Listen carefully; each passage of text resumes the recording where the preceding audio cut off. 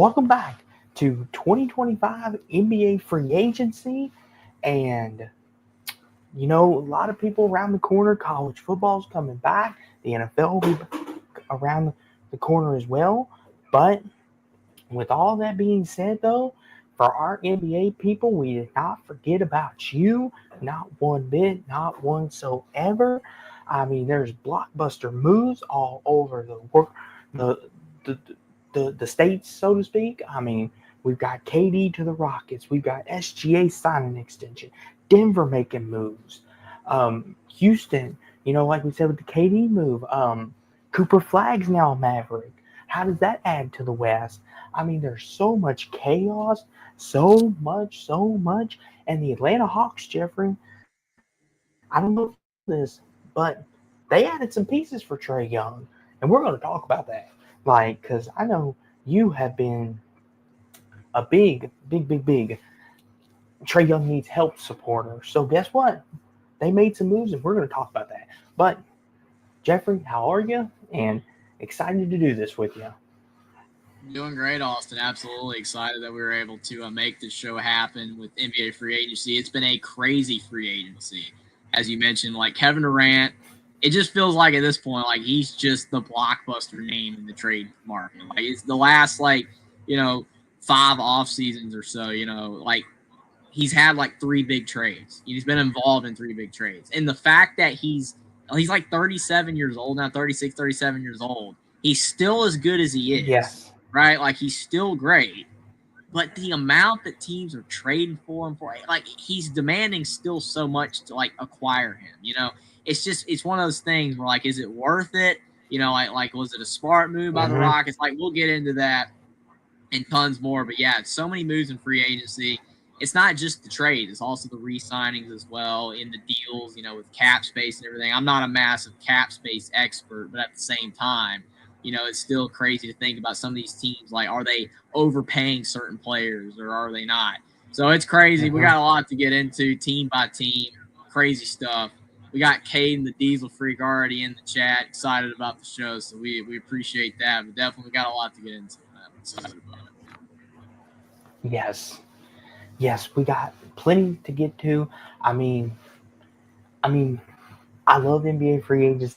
I know some people this is a down period. They kind of overlook it, don't really think about it. I love it because you've got trades that you never thought you would see, contract extensions. So I'm looking forward to talking about it. So let's get into it, shall we? And if Jeffrey, if you'd be so kind to pull it up on the screen, and we can get to talking. So let's start Yeah. with the Atlanta Hawks.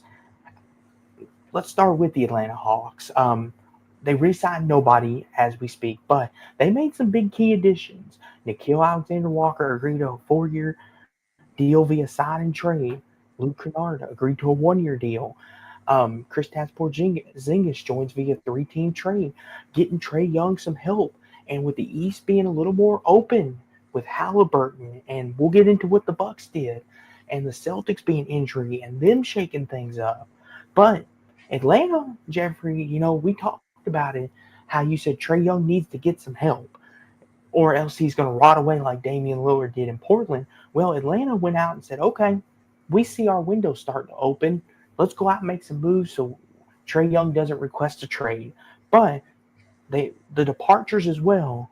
Atlanta lost a lot. They lost Quentin Capella to free agency to Houston. Karis LeVert departs to Detroit. Larry Nance Jr. back to Cleveland. Terrence Mann departs via a 3-team trade. George Niang departs via a 3-team trade. And David Roddy got released. So, Jeffrey, as far as Atlanta goes, looking at this, what do you make of all this? What do you think? Did the Hawks do enough to help Trey Young potentially compete out East next year? It's an interesting question because of the fact when you look at the East was pretty deep for a while, and it still kind of is. But the West is like the Mm-hmm. deeper one. That's the deeper league. The East, I mean, you have the top Celtics, Knicks, Bucks, all that kind of stuff.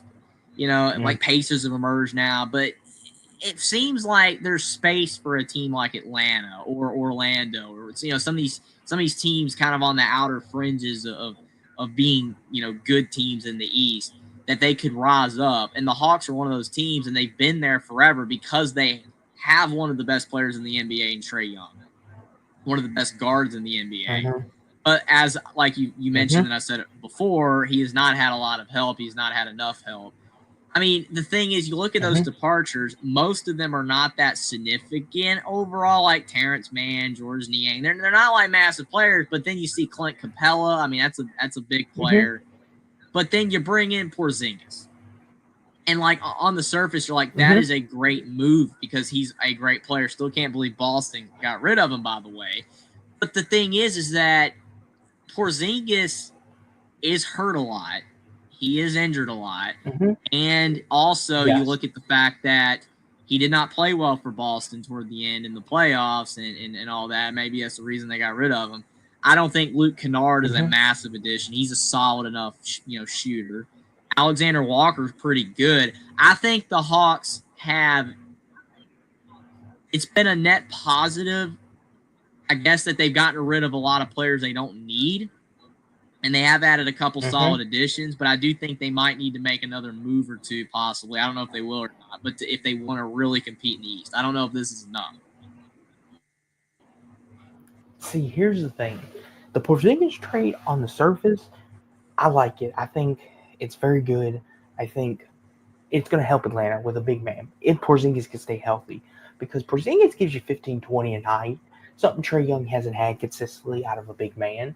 Nickeil Alexander-Walker, that's going to be the steal of free agency, in my opinion.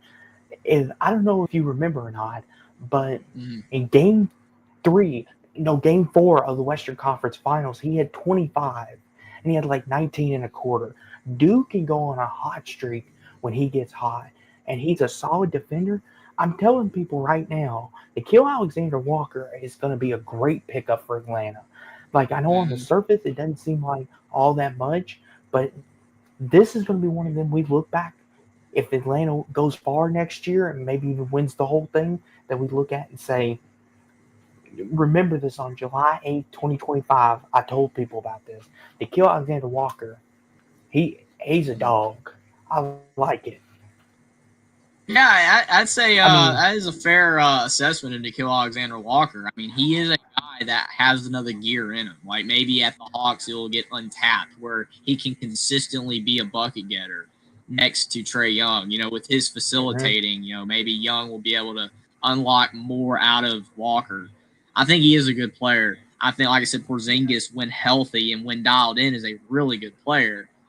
I don't know if it's enough for the Hawks to compete at the top of these, but I do think these moves have made them better. I think that maybe instead of them being like the 8th, 9th, or 10th seed, maybe they'll be like 6th or 5th. Yes, because the East is very open. And last thing I'll say, Luke Kennard, dude's a sharpshooter. He's going to add 3-point shooting ability.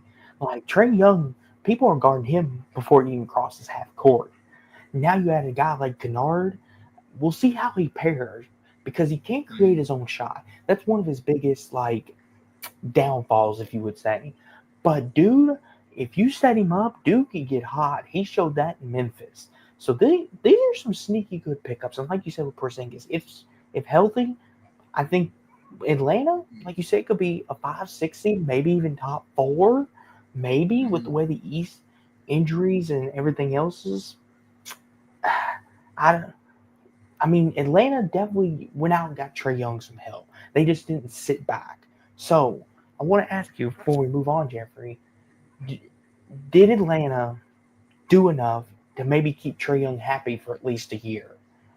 Yes, another year. I would say that would be the case. I mean, Trae Young has stuck it out there for a long time. I mean, he's kind of turning into like Damian Lillard. You know what I'm saying? Where like he's on a bad team that competes for a long time. Like Damian Lillard was at the Trailblazers. They had like that 1 year when he was waving goodbye to the Thunder. With McCollum, and they were pretty good. But like that was it. But then like Trae Young, like the Hawks always are like 500. They compete, they make the playoffs, but that's about it. I think these moves make them better. So yes, Trae Young is going to be happy, but I think it's going to take more for Trae Young to really want to leave Atlanta, like for them to be worse, than what they currently are. He likes Atlanta, he's it's not like he wants to leave. It's just one of those things where, if he gets some more help and they are like a 4 or 5 seed, I think he'll be happy with that. Obviously, he would want to win a title, but like he would be happy with the improvements. I just think they need to make another move or two at least to be able to compete at the top of the East. We do have 2 super chats from Kane the man. Appreciate this $5 super chat here, Kane. He says, Austin, the Nuggets suck, and Jokic will never be like Kobe or Jordan or be on the GOAT mount next to them. I mean, the thing is, Kobe and Jordan are 2 of the best players of all time, and they're guards. Jokic is one of the best bigs we've ever seen. That is a fact. Like, you're comparing 2 different positions, Yes. 2 different players, and the Nuggets, they did win a title recently. I mean, they're not as good right now, but it's because they lost some of their players. But they're trying to reload here. But I'll let Austin have a minute to respond to this about the Nuggets sucking. Okay, so here's the thing. We won a title just a little over 2 years ago, 2023. Actually, the shirt I'm wearing tonight, funny enough, come prepared. But here's the thing, like Jeffrey said, you're comparing 2 different positions. And I know, and even Jeffrey said, whether you love or hate Jokic, he's arguably the greatest big man we've ever seen. Even better than Shaq in some people's eyes. Now, he's a lot more dynamic than Shaq. as I mean, obviously Shaq was from a different era, but Shaq was just big. Jokic can pass, shoot, rebound, assist. I mean, he's good at everything, Mm-hmm. And here's the thing too, and about being on Kobe or Jordan or being on GOAT Mountain, Jokic may never be on GOAT Mountain. But here's the thing though, Caden, before you judge a career, Jokic he's still got a lot of years left, I think, if he really wants to play. And he's already got 3 MVPs and a title. Like, that's already first ballot Hall of Famer. If he wins 2 more titles and another MVP, we'll have to start talking about him among the elite of the elite, GOAT Mountain. Like, some people already consider him the greatest big to ever do it. And he's just getting started. That's the thing. Like Jeffrey said, he's just getting started. If Denver can get him some help, I don't see why we couldn't win another 2 or 3 titles, possibly. It's absolutely fair. I mean, he is, like you said, one of the best bigs of all time, maybe even the best big, and he's so dynamic. He's so fun to watch. He gets some more awards under his belt. I mean, he could be right there, like you said. Caden also, with another $5 super chat, appreciate it, says Alexander Walker will never reach the status of Kobe or Jordan. I mean, like, all right, like Alexander Walker's a good player, but like Jokic, like he's got a case to be like toward the top. Like Alexander Walker, he's just a good player. He's just a solid player. I mean, when his career's done, I'm sure people are gonna look back and say, "Oh yeah, he was pretty good." Like not everybody's the GOAT, right? Here's the thing, though. Did me or you say anything about him being Kobe or Jordan level? No, all I said that's was, just Caden for you. You gotta love it. Like, here's the thing. All I said was this is a great pickup for Atlanta. He's a dog. Like, I never once said, oh, he's going to be the next Kobe. No, I was just saying, and I know part of him. And anywho, go on to the next one. I'm going down the rabbit hole. That's what Kane will do for you. You gotta love it. All right, so Boston. Speaking of, Boston's our next team. Yes, the Boston Celtics, a team who won a title last year. I mean, and they re-signed nobody, which, fair enough. I mean, they were a team, Jeffrey, that their cap room. I mean, I don't know how they re-signed Tatum and Brown like they did, but I think they're paying for it now because their additions were George Niang, Luke Garza, Josh Monnett, and Anthony Simons via a trade with Portland. Their departures, though, are Drew Holiday, Luke Cornett, and Chris Dabbs. And this is one here, Jeffrey. I know Tatum got hurt, so he's going to be like Tyrese. He's going to be out all next year. But what in the world is this, Boston. Listen, I'm not going to. I got a lot of things to say about letting Drew Holiday go, but you go ahead, Jeffrey. Go ahead. I have no idea what the Celtics are doing. And like you said, I think it has to do with cap space. I think it's two things. Cap space because of Brown, Tatum, like they're paying them so much, and then the injury. The injury to Jason Tatum might forever alter the Celtics' potential dynasty that they could have had. I'm not saying it's over. Maybe they can work this out and get back to the top in a couple years. But we can look back at this in 10 years and say, what if? What if Tatum didn't get hurt? Because I don't think these moves would have been made if he didn't get hurt. Because they're realizing next year they're not going to be as good because he's not going to be back next season. So it's like they're looking at next season as a lost cause. But now that they've let these players go, are they going to be able to get back there with more moves? I know like Brad Stevens and Danny Ainge when he was there, like they've made incredible moves in the past to get what they had because everybody was losing it when they lost Marcus Smart, right? And then they got Drew Holiday, and it was like, okay, well, we don't even need Marcus Smart anymore. So it's like they've been able to work things out of a bind to continue to be great, to continue to have great rosters, and it finally paid off with the one title with Tatum and Brown. But this just feels like a massive L. Like the guys that they're adding, like no offense, because I know George Niang played for Louisville. I know he's one of your boys at Louisville. But it's like George Niang's not a great player. Luka Garza is not a great player for the NBA. College-wise, fantastic. For the NBA, no. Josh Minott, I mean, barely know anything about him. Anthony Simons, he's not a bad player. He's not a bad player, but you're losing Holiday and Kristaps. Anthony Simons is not enough to replace that at all. And it's like Drew Holiday and Marcus Smart both had that dog in them on defense, right? It's like you don't have that anymore. Yes. Like you still have Derek White, but they were even talking about getting rid of him. Now they haven't. I don't know if they will or not, but it worries me. That's all. I just feel like the Celtics have taken a massive step back here. I know the Tatum injury, they were already going to be worse, but now you've lost two of your best players. We don't know what they're going to do with Al Horford. We don't know what's going on with Derek White. We don't know what's going on with the whole team. Are they about to blow this whole thing up? I just don't think they should. I get Kristaps. When I saw that move, I was like, all right, he didn't play that great. He's injury prone, whatever. But Holiday, I mean, I don't know. I just don't like it. I don't like it. See, here's the thing too, Jeffrey. And this was the team after they won the title in 2024 that we were talking about could go on a three-peat run. That's how talented this team was. Like a lot of people were saying, "Oh, this team has potential to three-peat, could do it." And then Tatum gets hurt, and then they do this and blow it all up. And here's the thing: Anthony Simons, he's a pure scorer. He's going to get Boston 25, 30 a night. He had a game winner against Denver last year. Made me mad. But we won't get into that now because we'll go down a rabbit hole. Dadgum defense. Anywho. But like you said, what upsets me is, okay, Luke Cornett, he left for San Antonio on a $40 million deal, which we'll see when we get to the Spurs down there. Kristaps, like you said, health issues. If he would have been more healthy, maybe Boston could have seen a reason to keep him intact. But losing Drew Holiday, the man is still a dog on defense. Yeah, Drew Holiday's not going to give you maybe more than 15 a night, but he makes up for it on the defensive end.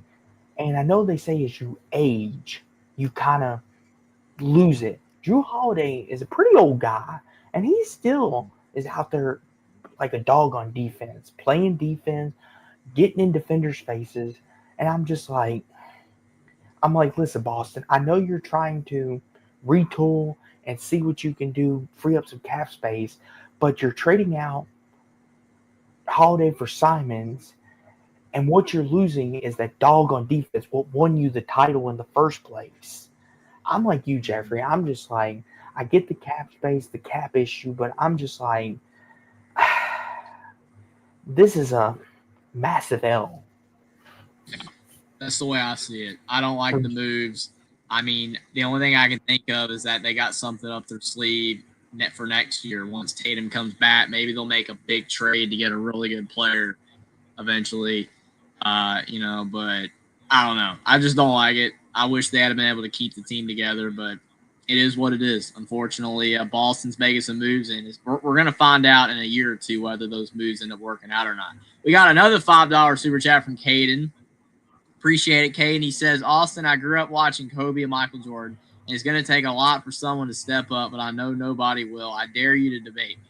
Well, I'm definitely sure that Austin will debate Caden the Diesel Freak over the GOAT of all time in basketball eventually. I'm sure that will happen. I don't know about tonight because, again, I don't know how long we're going to be live tonight, but I'm sure it will happen eventually. I mean, but we got Caden with another $5 super chat. I mean, he really wants to debate Austin, so we'll see. I'll just leave it at that. We'll see. He says Boston is overrated and they'll never be like the Bulls teams with Jordan. Well, I mean, Boston, when at their best, is like they're really great. They're really great. But I mean, those Bulls teams were some of the best. But look where the Bulls are now. They're not anything. But I mean, they were really great back then. But we appreciate the support, Kane. Definitely. Again, I'm sure you will debate Austin eventually. I mean, if Austin wants to debate you tonight at the end of the show, again, that's up to Austin. I'm not debating, but if that's up to Austin. But if not, we'll do it next show. I do want to bring up this comment from Burks though, real quick, before we get to our next team. If Sedarian Morgan went somewhere else, Jackson and you and Jeffrey are the last people who would attack on Twitter because you got more mature like the 46-10. Thank you, Burks. I appreciate that. I would never do that.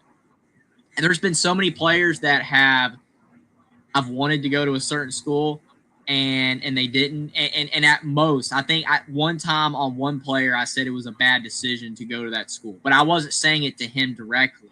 I was just saying it like as a retweet, like it would have been better for him to go to this school. That's like the only time I've ever even done anything like that. I would say like that was a bad decision, in my opinion, for that guy to go there. But other than that, like, I would never ever attack a player. It's their decision. It's their life. They got to do what they think is best. And yes, it is absolutely wrong and terrible to attack somebody like that because they don't go to your school. I mean, I'm not going to name the person that you said. I know you're talking about. I saw it prior, but that they shouldn't have done that. That definitely was not correct, not kosher. I've seen so many players get death threats and stuff by people over where they commit or having a bad game. And I know now these guys are getting paid a lot of money, but it's still wrong. You don't do that. Yes. I know a lot of people are investing in these schools, so they feel like if they're not contributing at a high level, right? Like they're not contributing at a high level. It's like, well, hey, I'm supporting your NIL. I'm like, this is all you're giving me. You still don't do that. It's still just insane. So we got another $5 super chat from Kane the Diesel Freak. He says, the daggum Nuggets will never be like the Bulls team with Jordan. Austin, let's be honest, will never happen. And that is a fact. Again, I mean, those Bulls teams were incredible. Absolutely incredible. Like the Celtics, they've been great in the past. The Nuggets, really great right now, especially the year they won it. But, I mean, those Bulls teams, yeah, it's hard to match that. But, I mean, the Bulls aren't good right now. They were then. We definitely appreciate the super chats, Caden. And Bert says, Caden, thanks for Jeffrey. I definitely appreciate it, Caden. Definitely. We know through all the bluff. We know through all the smack talk. Like, we know that, deep inside, like, we appreciate your support, Caden. We know that you're enjoying the show, and that's what matters to us. We know that you're enjoying the show, even if you think we're morons. Exactly. Well, and here's the thing, too. So, the Brooklyn Nets, talk about a team who they're an interesting team, Jeffrey, because they're a really young team. As you can see, they re-signed Deron Sharp, Zaire Williams additions, Terrence Mann, Michael Porter Jr. from Denver. But their departures, they lost D'Angelo Russell, Cam Johnson, and Trendon Warford. So, Jeffrey, Brooklyn's one of those teams, when we talk about this free agency, they're not a contender. They're not bad, but they've got a lot of young talent, and they're trying to develop. What do you think of these moves by Brooklyn? Because they're one of them teams, they're kind of stuck in mediocrity. They're not good, they're not bad. Yeah. But they realize that they realize they're not getting anywhere with what they have, so they basically just kind of blown it up per se. Because I mean, if you see like the moves, right? Like you've got D'Angelo Russell and you've got Cam Johnson leaving, and those were two of their best players. You know what I'm saying? Like the only Yes. player they've added that is really good is Michael Porter Jr. Like they're not anywhere close to competing for anything. No. So I feel like these moves No. is kind of like, all right, we're kind of just selling out here, we're getting some draft picks, build for the future, I guess. I don't know, because I mean they're stuck in no man's land. Like the worst place to be in the NBA. Like I know nobody wants to be like the biggest losers, like the Charlotte Hornets or whatever, but the thing is that you also don't want to be stuck at like 500 either, because you got to make one or two moves. And when you're stuck at 500, you either acquire some great talent to get better, or you just sell out. And it just kind of seems like the Nets are just kind of giving up with what they have, and they're just kind of like tanking. That kind of seems like what they're doing, because what they've lost is better than what they've added. Listen, here's the thing. For me, Brooklyn's kind of, like you said, in no man's land. They're kind of just like, they're not bad. They're not good either. They're just kind of like, we don't know what we want to do. And here's the thing, Michael Porter Jr., and I'll say this, I love MPJ. And, he's a very streaky shooter. That's what you're getting, Brooklyn. Michael Porter, when he gets hot, can give you 30 a night. He can hit 6-7 threes. But the problem with him is the next game he'll give you like 5 points. And that's where I think the frustration lied in Denver. And that's why I think a lot of people were like, okay, we love you, MPJ, but if this is the product, we don't want it anymore. Take it back. Because Jeffrey, we didn't know each other yet, but I remember when Michael Porter got drafted, everyone told me, oh, this is a bad pick. We just wasted a year. We just wasted, because remember he injured his back really bad at Missouri. You remember that? Mm-hmm. And some people thought that was career ending. He'd never be able to play again. And I'm like, listen, I like Michael Porter Jr. He's going to be a star in this league. And people kept telling me, they're like, he's not going to be any good. He's already got too big of an injury issue. And I'm like, and Michael Malone took a flyer on him, because Michael Malone called the GM and said, I want Michael Porter. And I'm like, and he helped us win the championship. I don't think without him we don't win the title. So I have lots of love for MPJ. I hope he does great in Brooklyn. The problem is he's a streaky scorer. That's his issue. And sometimes he's lackadaisical on defense. He shows little to no effort.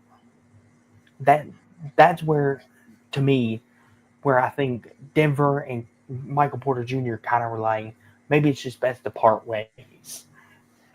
Yeah, it's frustrating because he was a really good player for the Nuggets. It's frustrating to lose a guy like that, but at the same time, you can almost say this might end up being a good thing for Michael Porter Jr. because if he's able to showcase more of his abilities at a bad team, it might improve like his stock in the future to like re-sign to a really great team again. Like you never want to go from being on a championship contender to a bad team, but like at the same time, like Michael Porter Jr. would disappear at times. So there were games where it was all Jokic and Murray and Aaron Gordon, and he's just kind of like there. And then other games he'd have to. He wasn't consistent. I don't think that's what the Nuggets want. They feel probably that if they're going to get back to a title, they don't need to have one of their 4 best players being a guy that will give you 2 points on a night. So, it's frustrating. It is what it is, but I think it might end up working out for both the Nuggets and Michael Porter Jr. if Michael Porter Jr. can learn to be more consistent at Brooklyn. Maybe. But at the end of the day, this isn't going to help the Nets do anything. I mean, they suck right now, so they're not going to get better with this ad. Yes. And here's the thing with Brooklyn. I mean, take care of Michael Porter Jr. Take care of him for me. But, like we mentioned, We'll talk about Cam Johnson here in a minute when we get to Denver, and of course D'Angelo Russell, Trent Wolford to Philly. I mean, I don't think that's a big of a loss. I mean, here we go. Here we go. Jeffrey's hometown team, the Charlotte Hornets. Now, Jeffrey, as we all know, is out in the suburbs of North Carolina somewhere on his grassy field watching the Hornets. So Jeffrey knows a lot about the Hornets, or what he researches. But the Hornets re-signed Trey Mann. Additions, they added Pat Connaughton, Spencer Dinwiddie, Mason Plumlee, Colin Sexton. I mean, their departures. I'm not even going to try to pronounce that. Yusuf Nurkic and Mark Williams. So, Jeffrey, this is kind of giving a vibe with LaMelo and Brandon Miller, your boy from Bama. Is Charlotte trying to put together a sneaky playing team with adding of veterans to complement LaMelo and Brandon Williams? Like, talk to me here. Yeah. It's interesting because the Hornets have been bad for so long. Like, they had the 1 year with Kemba Walker where they were decent. And other than that, like, they've basically been hot trash for a long time. The only thing that was interesting about the Hornets was Kemba Walker and Cody Zeller for me. Other than that, it was like, all right, whatever.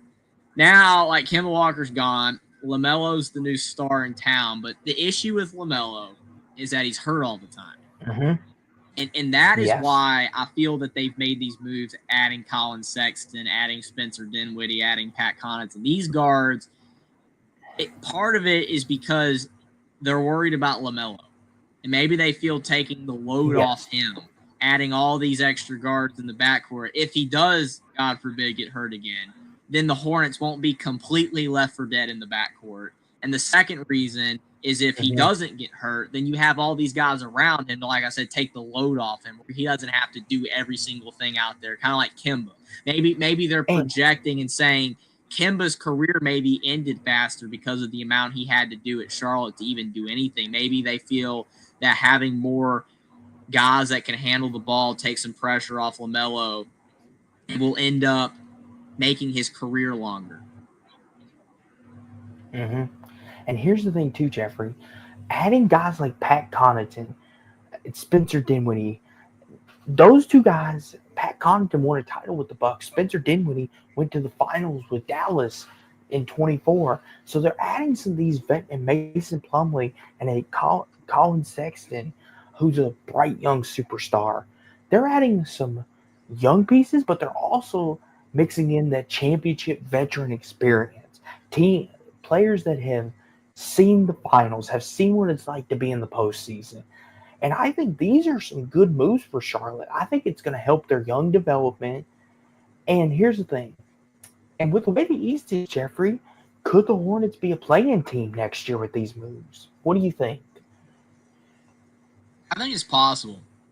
I mean, I think it is I don't want to say 50-50 shot, but maybe 60-40 no. But I think that there's a shot, yes. Like, they're going to be better. Especially if LaMelo, and also I would like to key in Brandon Miller. He was also hurt last year. Both of them need to stay healthy. And if they do, with these additions, I think they could go like, 82 games, like 40-42 and get like the 9 or 10 seed. It's possible. I mean, they're not going to be great. But I think that they definitely could be better if LaMelo and Brandon Miller stay healthy with what they've added. And I'll say this too, Jeffrey. I mean, you look at the departures. Yeah, they lost Mark Williams and Nurkic. And of course, they lost Vesib Micic. I don't know how you say that. But Charlotte really didn't lose anybody of significance. Like, Nurkic is a good center. Mark Williams is a good center. But they didn't lose anybody that's going to make or break their season, in my opinion. Yeah, they've definitely added more than they've lost. And that, like you said, I'm intrigued because what is the angle? I think, like I said before, I feel that it's mostly for LaMelo's benefit to give him, more talent around him, to put, less pressure on him overall. I think that That's the main thing. But I do think that, like you said as well, that they kind of want to see what this will do. Like, because if they can get back to if they can get to play-in territory, then maybe if you add one more star next to a healthy LaMelo, next to a Brandon Miller, you might have something in a couple years. Maybe the Hornets won't be the doormat anymore. Maybe they'll actually be, like what Orlando's becoming, like a competent, team that makes the playoffs every year, and they'll start getting better. But they want to see if this will help, because if LaMelo and Brandon Miller keep getting hurt, then they're gonna have to let them go, and that you don't want to do that. Yes. But we'll just have to see. This is kind of like this. This is a test run year with the Hornets to see how good they can be with this. Definitely want to preface. Did not forget the super chat. Caden, definitely appreciate the contribution with $5. He says, Jeffrey, I'm that daggum good, and even the women Hooters wanted, they were crazy for it. So yeah, that is fantastic, Caden. I'm glad that, and I'm assuming down in Panama City, I'm glad that that you that's. So, Jeffrey, the Chicago Bulls, as you see, their free agency hasn't been that busy. They're kind of keeping it quiet, which can either be a good thing or a bad thing. So we'll find out once the season starts. But departures, they lost Lonzo Ball in a trade with Cleveland. Isaac Okoro joins via a trade via Cleveland.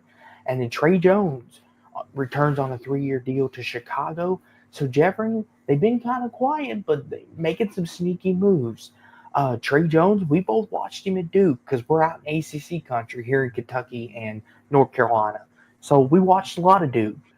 And Isaac Okoro, we watched quite a bit of Auburn because you're kind of out in SEC country too, a little bit.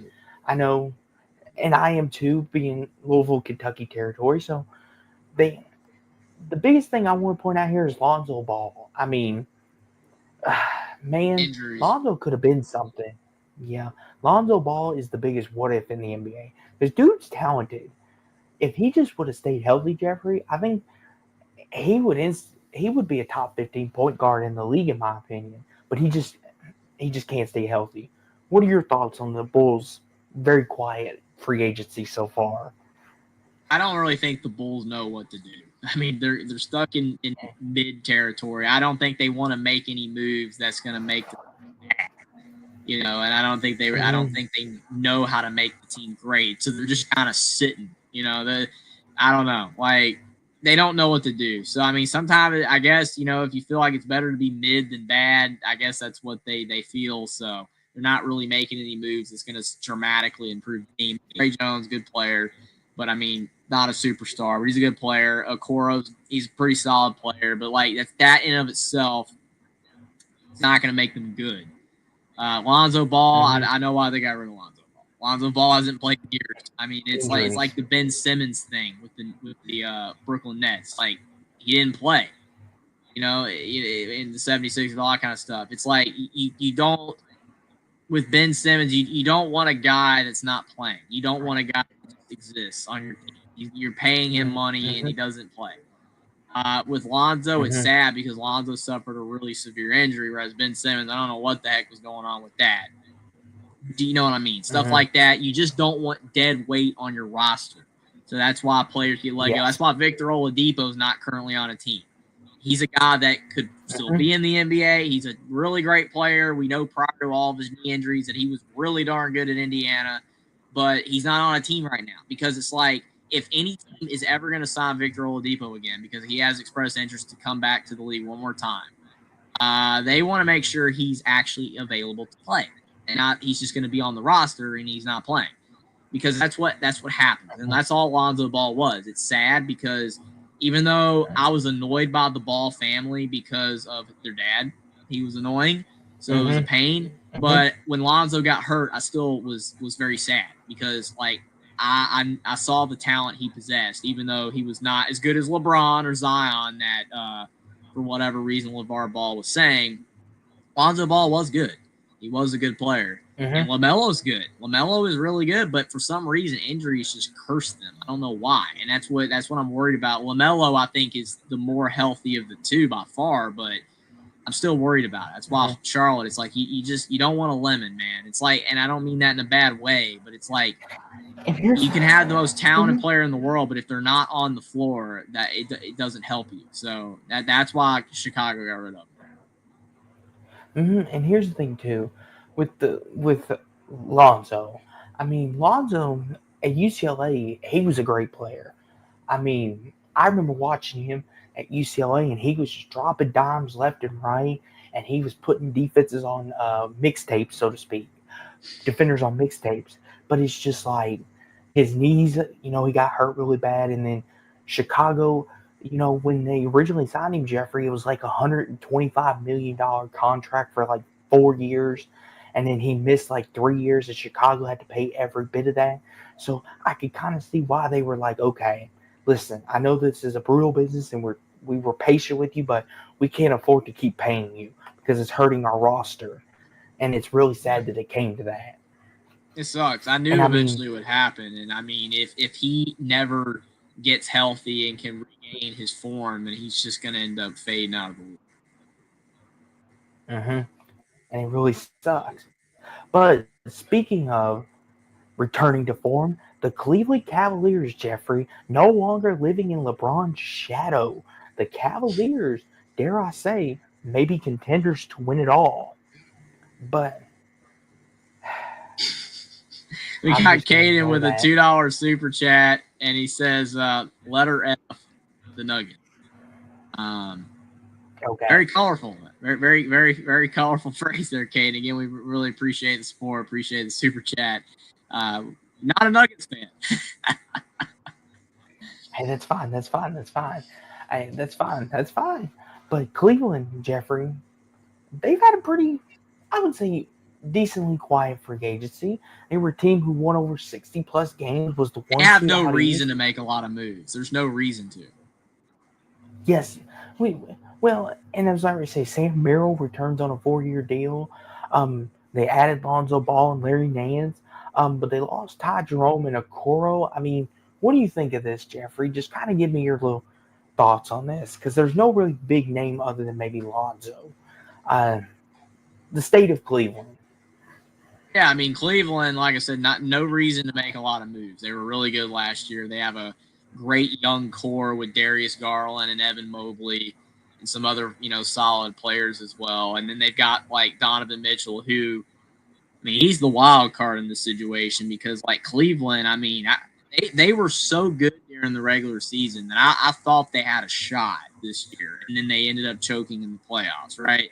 But the thing is that their window to win it all is probably slim because Donovan Mitchell's old, and you know what I'm saying? Like he's gonna start declining soon, and then they got the young stars, and then all that cap space comes into play once Darius Garland and Evan Mobley are making the big bucks. So it's just going to be interesting to see where they're at. I mean, like I said, no reason to make a lot of moves right now because they're one of the best teams in the league.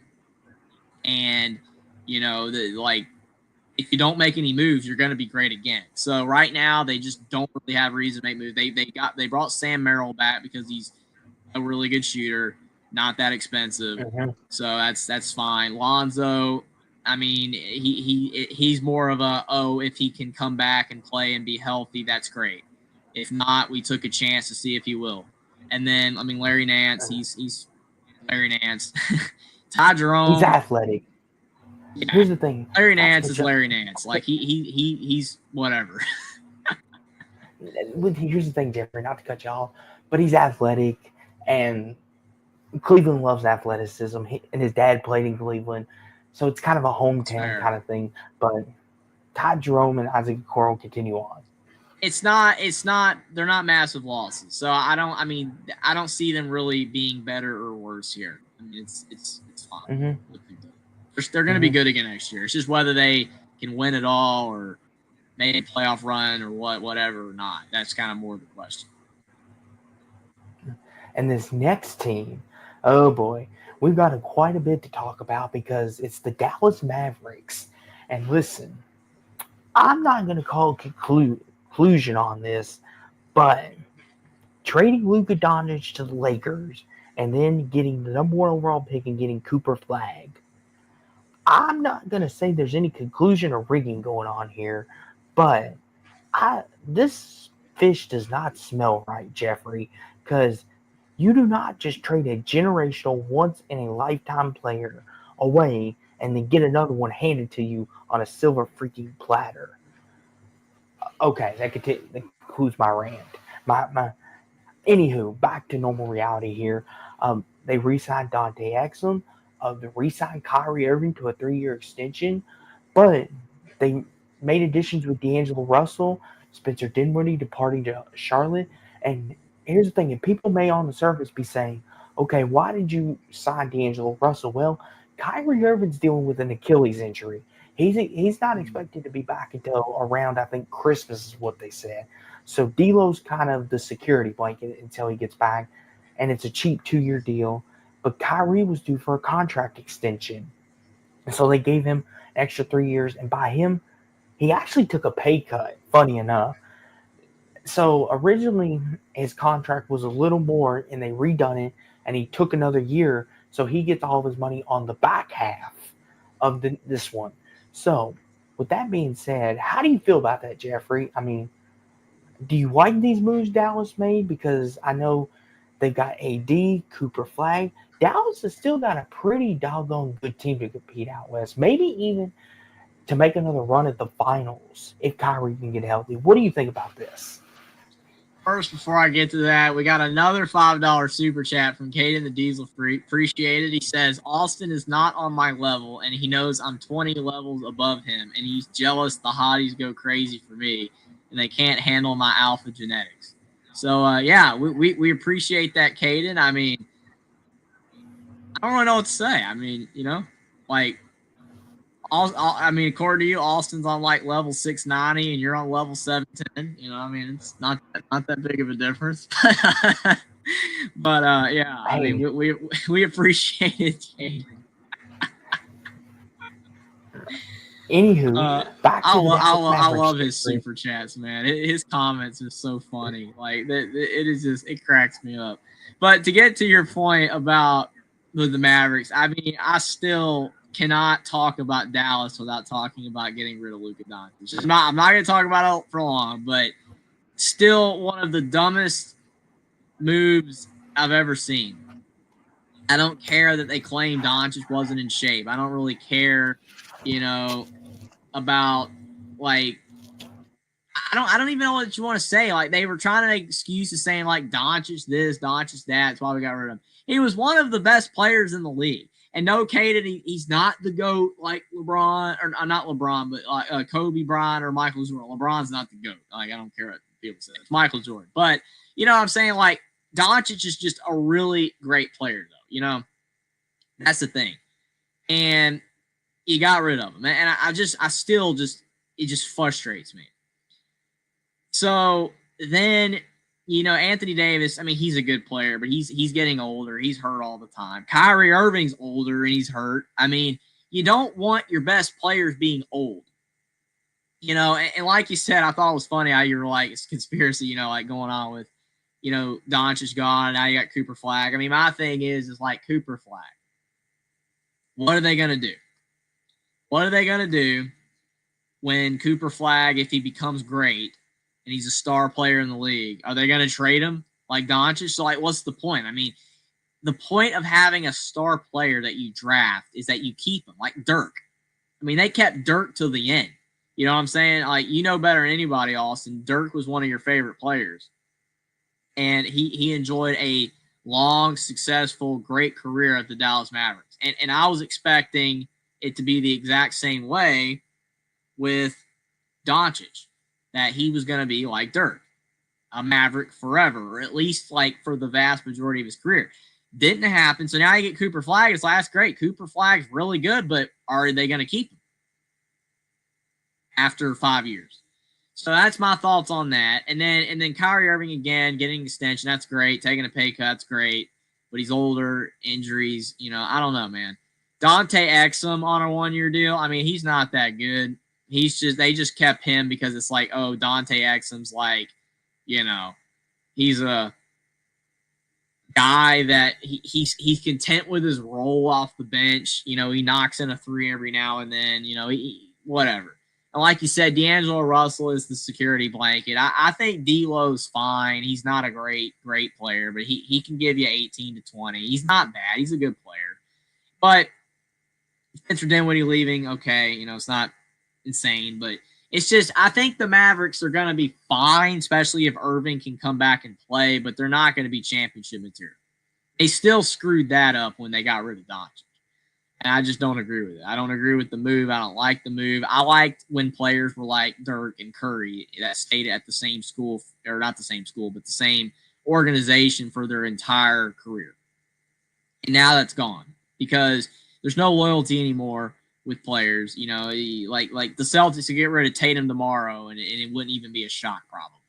You know, I know that sounds ridiculous, but like Doncic was at that level. He was that good, and Dallas just let him go. And it frustrates me. Like I said, I did not agree with that. So even though I don't think that Dallas's moves in the offseason so far have been bad, it's just hard to look at it as a positive when you got rid of one of the best players in the world, you know, for seemingly no reason.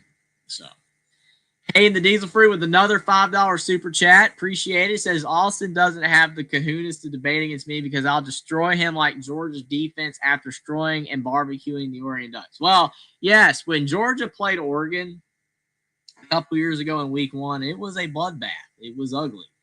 I went on like 63-3. So if you were somehow able to debate Austin and destroy him that badly, yeah, like that would be insane. But I don't think Austin would get destroyed that hard. I don't. But, you know, everybody, you know, different opinions. So Caden, you know, definitely confident. Like I said, you're probably going to debate Austin eventually on the NBA or whatever sport. I'm sure it will happen. Like I said, if Austin wants to debate you at the end of the show, I'm all for it. You know, that's just up to Austin, but you know, but we appreciate the support, Kate. Appreciate you for being in the chat. It's always a pleasure. You know, seeing what you got to say tonight. You know, it's always crazy. But I don't know if you heard all of what I said on Dallas, Austin, but I did say, you know, again, I just, you know, moves are fine. They're not going to be a bad team. I just still can't get over the Dodgers thing. Yes, and here's the thing too, Jeffrey. I want to bring this up before we move on to the Nuggets, which is the next team up. You know, Dallas. Here's the thing: their championship window, as crazy as it sounds, is still open because Anthony Davis, if he can stay healthy, he's a top 15, top 10 player, I think, in this league. Kyrie, I think, has one of the greatest handles in NBA history. He's a pure 25, 30-point scorer a night. I mean, if he comes back and get healthy. And I heard what you said. Dallas has kind of had a quiet free agency, you know, drafting Cooper Flag. You know, Dallas didn't really need to do much to begin with because they thought they would set themselves up for the future. So it's very interesting, to say the least. I mean, my thing with this is, too, Jeffrey, is let me ask you. I know them losing Luka probably hurts it a little bit, but do you still think the Mavericks can win a title when healthy? I would probably say no. Okay. You're not a big believer. I think they'll be good. I think they'll make the playoffs, but they're not going to win at all. I mean, we'll have to see. And here's the thing, too. Let me ask you this, Jeffrey, before we move on. D'Angelo Russell, he's going to be starting the season, and he's on a 2-year deal. But, Jeffrey, let's say he plays lights out, has an all-star type year like he's known to have. Does Kyrie get his job back automatically, or do we have competition? Because this is what I find interesting. There's not going to be competition with Kyrie. No, the reason why I say that, Jeffrey, is because if D'Lo plays like an all-star, do you ride the hot hand and have Kyrie come off the bench for a minute? Is what I mean. Like, I would just start them both at that point. Start them both, even with the size mismatch. Like, I mean, you can't if you've got. I've never liked when a team has a guy that's one of the your stars and like most paid players in the game, and they're coming off the bench. It just like you're wasting money, like you're bleeding money at that point. You know what I'm saying? It's kind of like when people are saying, "Oh, Dak needs to get benched for Cooper Rush," and it's like, all right, Dak's got a massive contract. It's like you're not benching Dak, okay? It's like, on what world does that make sense? Like Kyrie Irving, when he's healthy, is going to be the starting point guard for the Dallas Mavericks. If D'Lo starts, he can start beside him. I would not bench Kyrie Irving. No, like unless Kyrie Irving becomes Kemba Walker overnight and he can't play anymore. No. So the next team up is the Denver Nuggets. So this is my team. As you all can Bruce see, Brown's back. Bruce Brown's back. Yes. So that's the first thing that popped off the thing. I didn't even know that. I didn't see that. So as you can see, I'm wearing our championship T-shirt. I came prepared for tonight, but my Denver Nuggets, as I like to call them. So we haven't re-signed anybody. Jokic is eligible for a 4-year extension, but he said he's not going to sign it. He's going to wait until next year when he can make an extra $80 million, I think it is. So respect, but and the additions, Bruce Brown comes back on a 1-year deal. We get Cam Johnson in the Michael Porter Jr. trade. Tim Hardaway Jr. agrees to a 1-year deal.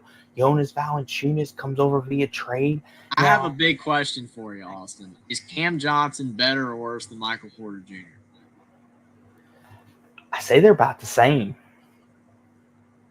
Somebody in the chat earlier said that Michael Porter Jr. was better, but it's give or take. I think Michael Porter Jr. is maybe a more complete player, but Cam Johnson, he can contribute more though, like scoring wise. But Michael Porter Jr. is like more of a little bit of everything. I don't know. It's kind of hard to explain. So here's the thing. Cam Johnson, I think, is the better defender. Michael Porter Jr. is the better scorer. And that kind of evens themselves out. Here's the Cam Johnson's not a slouch when it comes to scoring. He shoots like 46% on threes. So he can light the court up when he needs to. I think they're about even. I think both sides won. I just think Cam Johnson is more consistent on defense than Porter is, and I think that's what we're going for. Because we're like, okay, we need to have better defense. And Cam Johnson is a versatile, could still give you scoring, but also has that dog in him on defense. Tim Hardaway Jr., I love that pickup because he's a guy. He resurrected his career last year. In Detroit, yes. I think this is going to be a sneaky pickup. Now, Jonas Valanciunas, Jeffrey, the thing with this is he got an offer to go play overseas in Greece. Like way more money than any NBA team can offer him.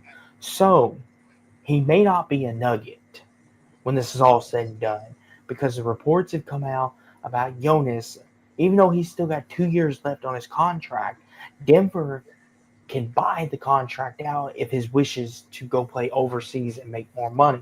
But Denver can also say, no, you're going to honor your last 2 years, whether it's with us or anyone else. As long as you're with us, you're going to honor it. So he's up in the air. But if he stays in Denver, we finally have a backup center for Jokic. Hallelujah. Go ahead, Jeffrey. What are your thoughts on this? It would be great for Denver if he stayed because he is solid. I mean, he's a big body. I saw him at the Pelicans. Like he can play. He kind of like he gives you kind of the Hartenstein-ish vibes like at the Knicks / like Steven Adams at the Thunder. If that that makes any sense. Like he's kind of like a mash of that. He's a solid player. Definitely would help out Jokic. He needs breaks. I mean, definitely needs breaks. Cam Johnson again, Michael Porter Jr. is kind of a wash, depending on how you look at it. Bruce Brown being added again. He was a former Nugget, was on the championship team. Good player. Tim Hardaway Jr. What did you say?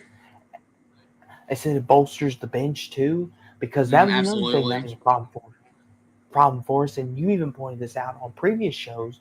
But Denver's bench, and I've always admitted I like Julian Strawther, I like Jalen Pickett, I like Hunter Tice. I watched all those guys in college. I do, but they're not consistent. They're young and they're still learning.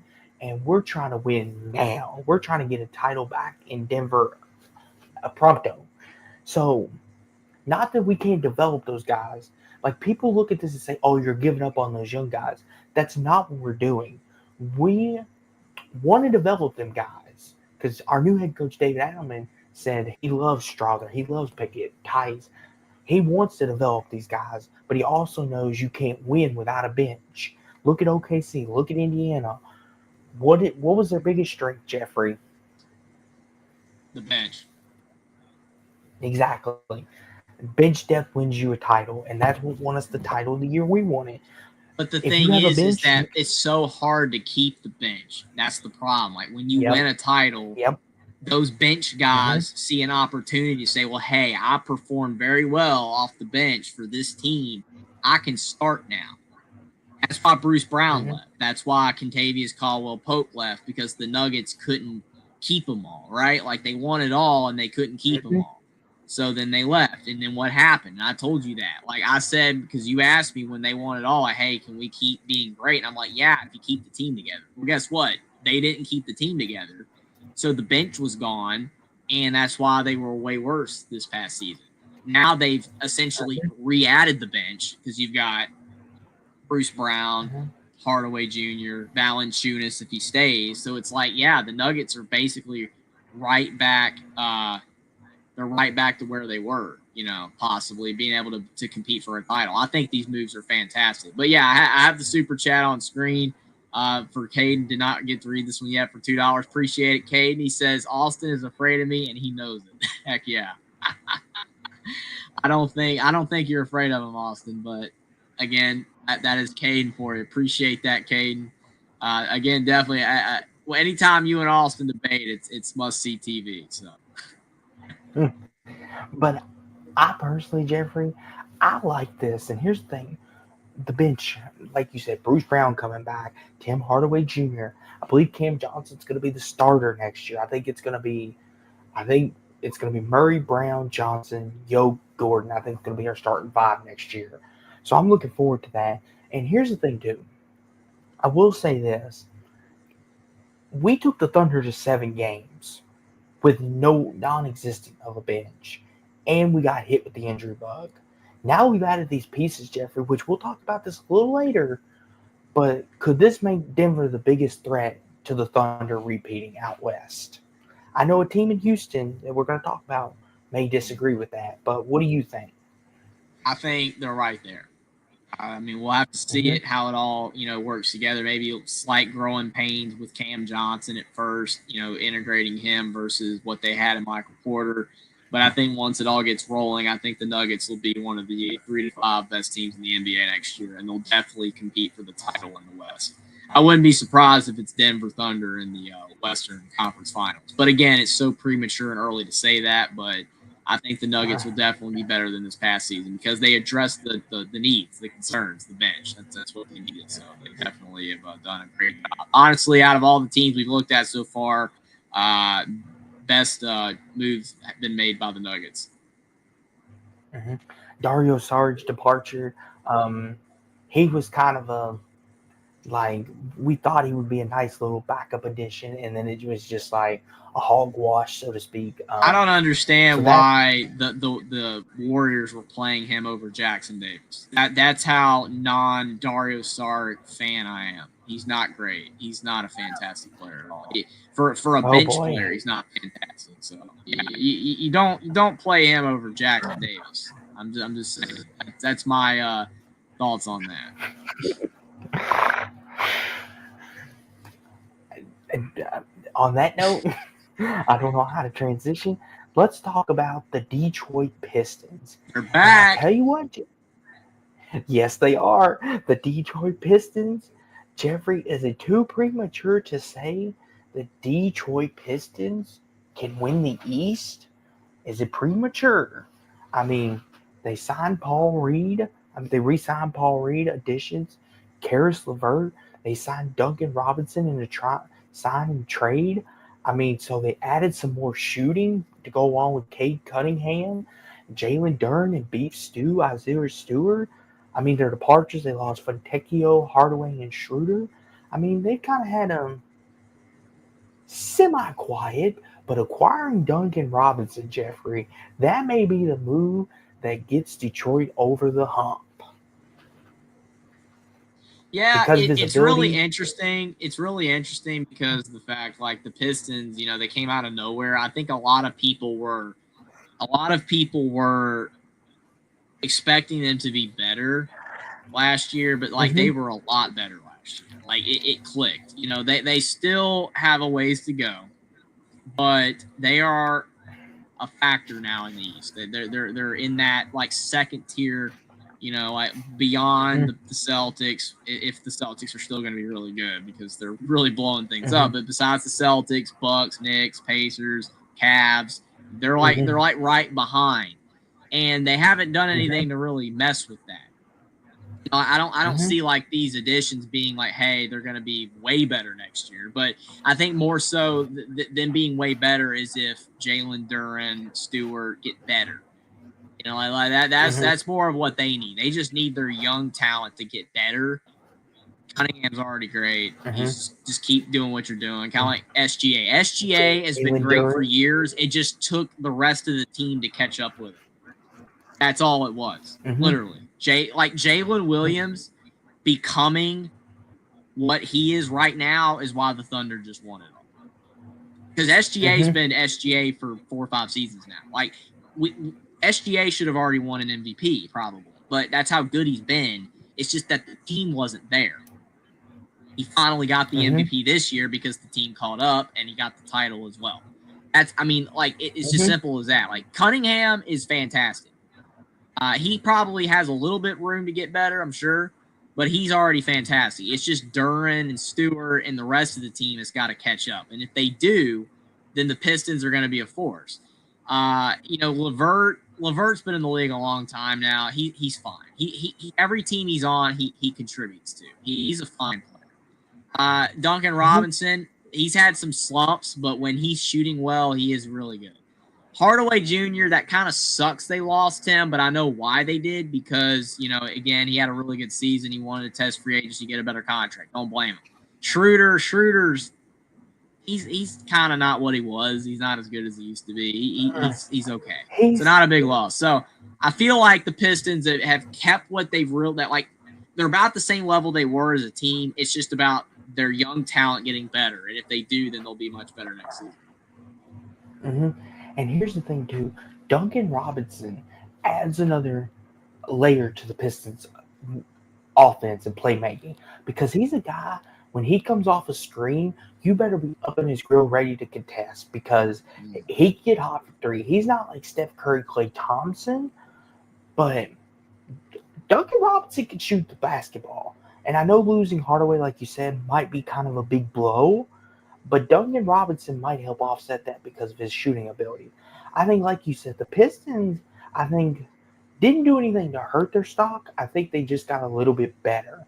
Is it enough to win the East? It's a little early to tell because free agency is still going on, and you never know what other trades could happen throughout the year. But the Golden State Warriors, okay. Nothing. Looney leaves. That's it. Golden State, do you know you have Steph freaking Curry on your roster, and Jimmy Butler and Draymond Green? They need some help. Do I need to come up to your all's front office and get on the phone and start wheeling and dealing? Because this is ridiculous. Listen, I don't like going on rants, but I'm about ready to. You've got Steph Curry, who has maybe 2 or 3 good years left, and he's this close to winning his 5th championship. his fifth, which puts him in elite status, and you're sitting here doing absolutely doo-doo squat, nothing, not having you, not re-signing anybody, no additions. You let Looney, who is a key part of your championship team, just walk out the door to the Pelicans, which we'll get to in a minute. What are you doing, Golden State? Steve Kerr, Steph Curry, what?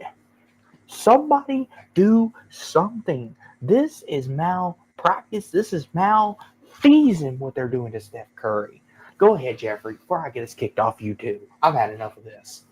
Oh, you're good. I mean, obviously I've watched a lot of the Warriors because of Jackson Davis, aka like playing more Steve Kerr, like best player in Indiana history in the last 10 years. Like more playing time. It's like so I've watched a lot of the Warriors. I mean, their current iteration of the roster, they're not doing anything.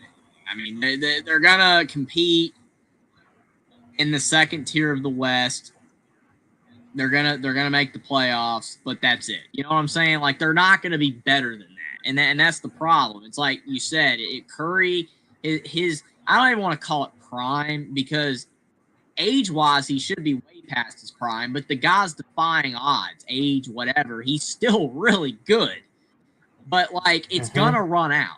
Eventually, he's gonna lose a step, and when that happens, I'm telling you, the second that Curry loses the ability to get to the rim, that is when his career's over. And that's what happened to Kemba Walker. That's kind of what's happened to Westbrook. Westbrook was such a force downhill. That's why he was never a great shooter, but he was so dominant because of the fact that he always either had the ability to just get out of whatever he was doing by passing it to somebody, or he would just bully you downhill, get to the rim. And when guys get older and they lose that step, they lose that small step of being able to blow by defenders and get to the rim, that's when they aren't going to be as good. And what's made Curry so dangerous for so long is because he's so good at shooting the basketball, and like Westbrook, that you have to be so close defending him that's all he needs is that little step, that little step to get by, get to the rim. And then if you kind of stay just a little bit back, he'll just shoot it over you. When Curry hits 39, 40 years old, he's not going to be able to do that. He's not going to be able to get to the rim. He's at the rate he is, and then people are just going to stand right in front of him, and he's not going to be able to get the shots off unless they just set insane screens all game, which they do anyway. But it's going to be a lot harder to do that if all Curry has in his bag is the three. I'm telling you, man, the thing about Curry's game that has been so underrated for so long is his ability to get to the rim. And that is what no one talks about. I think Richard Jefferson's mentioned it before. A few commentators have said it recently, but like for so long, no one ever looked at that aspect of his game. But I know it has nothing to do with what we're talking about, but it does because the Warriors are about to lose Curry's like end of his greatness. Like you said, it's almost over. Butler's old and not as good anymore, but he can still give you 25. Draymond's old and doesn't really do jack outside of defense and passing. So it's like you need something else. You need something else. I mean, it was different when you had Durant and Curry and Clay and then Draymond. But with Butler, Curry, and Draymond, it's not enough. It's just not enough. They need something else. As much as I love Jackson Davis isn't enough at center. He's not. And Looney, I mean, Looney was not as good anymore. I mean, let's face it, Looney was not as good, as he was in the championship window that they had before. He's not as good now. He's essentially just a rebounder. He can't really score at all.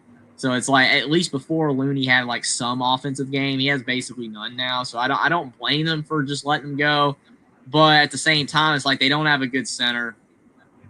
I mean, the Warriors, if they just keep it the way it is, they're not going to win. They're not going to win any more than what they did last year. They're going to go like 48 and 37 or something like that. They'll be like the 6th or 7th best team in the West, losing the first or second round. That's what they're going to do. They're not going to do any better than that. Jeffrey, they're just sitting here doing nothing. It's just they should make a move. They should make a move. I agree. Not with Butler or Curry or Draymond, but make a move for something else, somebody else. Yes, like trade somebody, do something. You know what? I'm going to stop this and we're going to move on because I'm getting mad because this is ridiculous. Like, listen, I know people are saying, Austin, why are you getting upset? This is great for your Nuggets. It's one less competition. Listen, I love the Nuggets. Austin Always will. respects Curry Always. like we all do. Yes, thank you. I respect Curry. I respect Draymond and Jimmy Butler and their talents. They're one of top 75 greatest players ever, and I just don't want to see this get wasted. Listen, I know people say, well, this will be good for the Nuggets, but it's also bad for the Nuggets because guess what? When you beat Golden State, it's almost like you beat It doesn't mean a as much. Curry. Exactly. Like I want the best. Like you want the best competition because as a competitor, you want to know that you beat the better team, that you're the better team without a shadow of a doubt, no excuses. But let's move on to Houston before we go down another rabbit hole. Daggone it, Golden State. Well, Houston had a busy free agency. Jeffrey, they were like they were busy. I mean, so let's start this laundry list. They re-signed Steven Adams, Aaron Holiday, Jeff Jeff Green Green, is still hanging around. Oh, Jamari Smith Jr., Deshaun Tate, Fred VanVleet agreed to a 2-year extension. They added Capella and KD and Dorian Finney-Smith. Departures: Dylan Brooks, Jalen Green, Jock Landale, Cam Whitmore. So there's obviously a lot to get to with Houston here. They lost a lot of their core pieces, but they gained a future Hall of Famer, maybe one of the 15 greatest players to ever grace the floor, in Kevin Durant. And they also re-signed a lot of players. So, Jeffrey, I'm going to ask, what what does this message give you? Is this a message Houston is trying to win now? Because obviously, with a move with Kevin Durant, it almost seems like Houston's selling out. Like they feel they can win the West now. They can win a title now. Is this the vibe you're getting? Or what do you think? yeah, I would say overall yes. Like I don't know if it's enough. I mean, the more I look at it, though, I mean, they're gonna be good. They're gonna be good. I mean, they were good last year. Mm-hmm. They're gonna be good. It's They were just they were ahead of schedule yeah. because not to cut you off, Jeffrey, but here's the thing: Houston was predicted to finish 13th in the West last year. They finished second. That's how ahead of schedule they were. So to That's me, the that's thing where too. I I'm just think kind of like, because of the fact that they finished ahead of schedule is why they made these moves.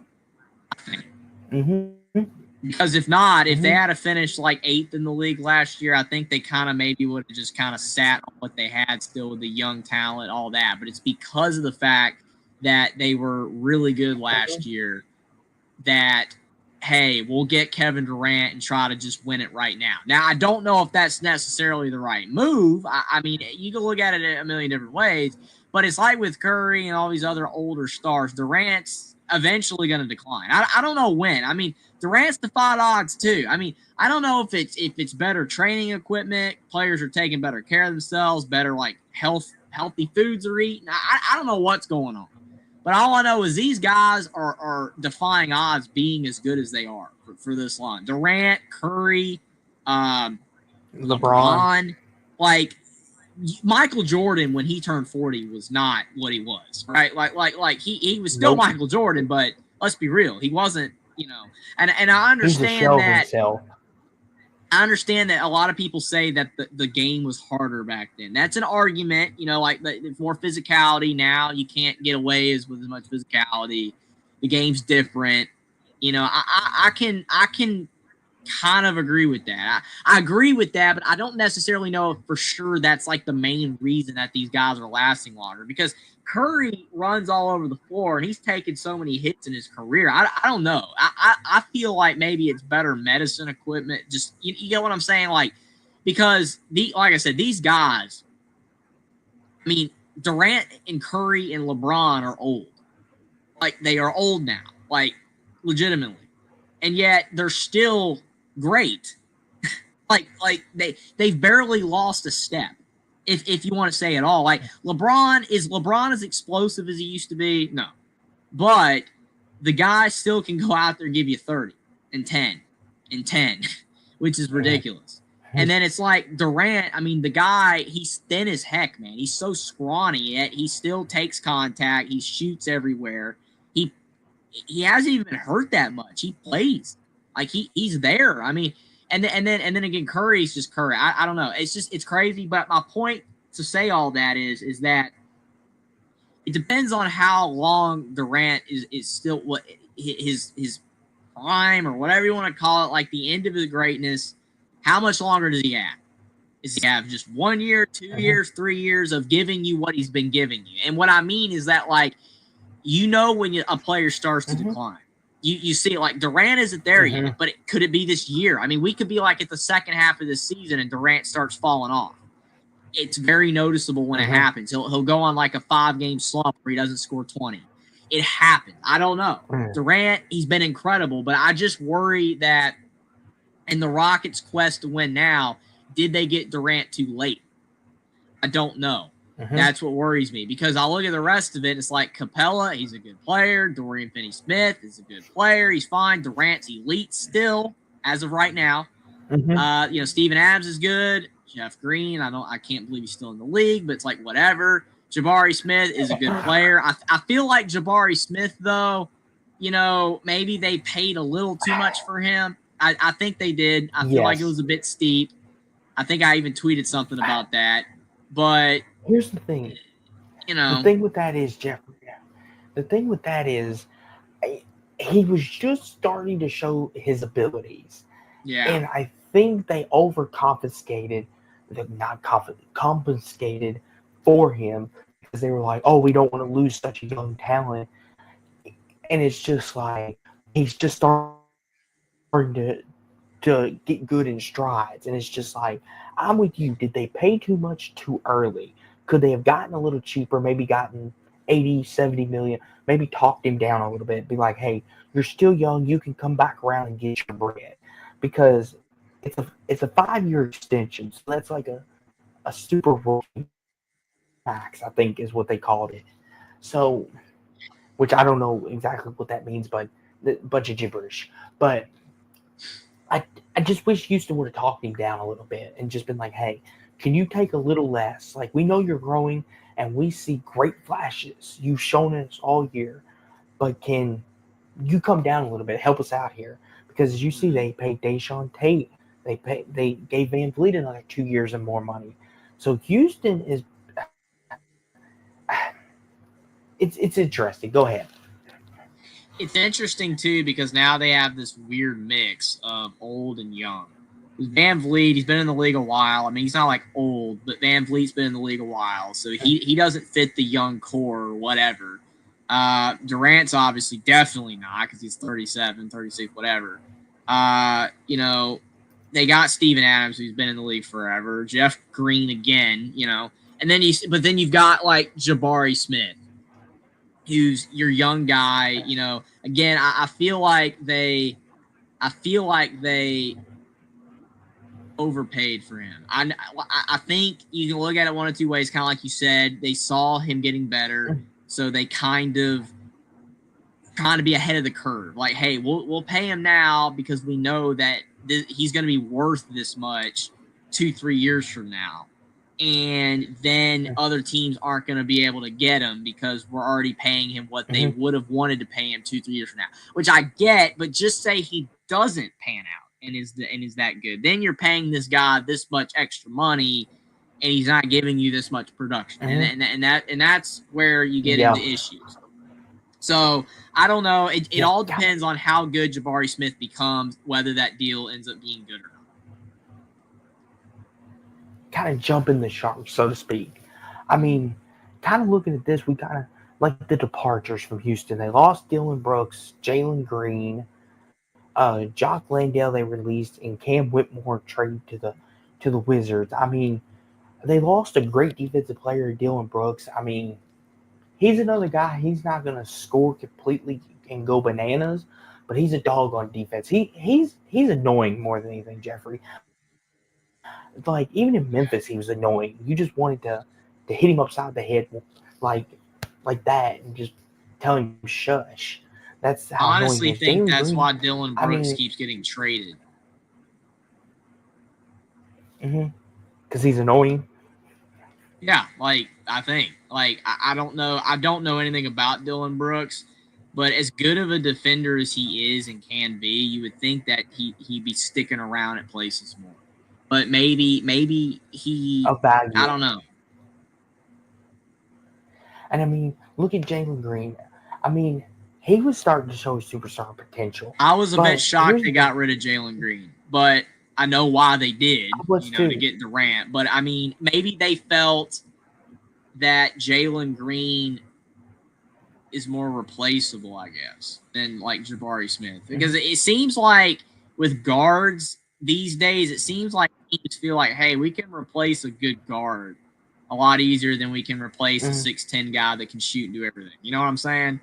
It's like that's why like teams value the Chet Holmgrens and stuff so much. It's like Jalen Green's a good guard. He's a really good guard, but it's like the Rockets are like, well, we've got all these other players that can probably add up to what Jalen Green is by himself.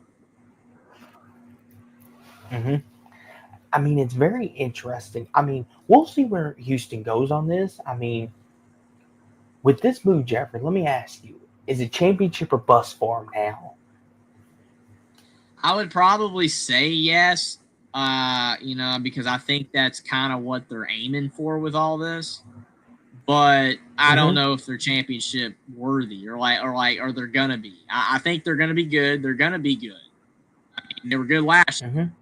And I respect, that they didn't overpay for Durant per se. Like I think they did a good trade. I don't think it was like the Suns where the Suns just gave away everything for Durant, and that's why the team sucked. I think the Rockets, because Durant's a little older, all that. I think they were able to get a good deal out of it, which is what I said in my video short that I made a while back on the trade. I said there that I feel like the Rockets didn't overpay for Durant. I felt like that it was a pretty solid trade overall. But now it puts them in, we got to win now. And, to potentially win a title. And right now it's very competitive with the Nuggets and the Thunder. So it's going to be interesting. I think the Rockets going to be really good. I don't know about championship material, but they're going to be really, really good. These moves weren't bad. They weren't bad. It's just we're going to have to see if it works out or not.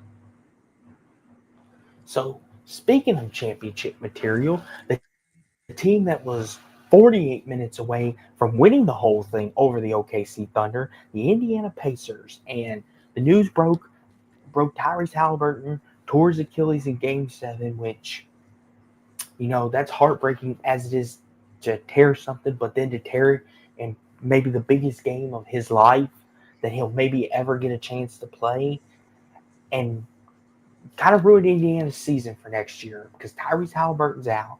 So they re-signed James Wiseman on a 2-year deal, Jay Huff from Memphis. But their biggest departure, Miles Turner, Jeffrey, a guy who's been with the Indiana Pacers for almost 10 years, gave his heart, his soul to the team. Amongst all of the trades and everything else of rumors, he always stuck his nose to the ground, and he just left after being 48 minutes away from a title. This was the most shocking news I think I've seen in a long time since the Luka trade.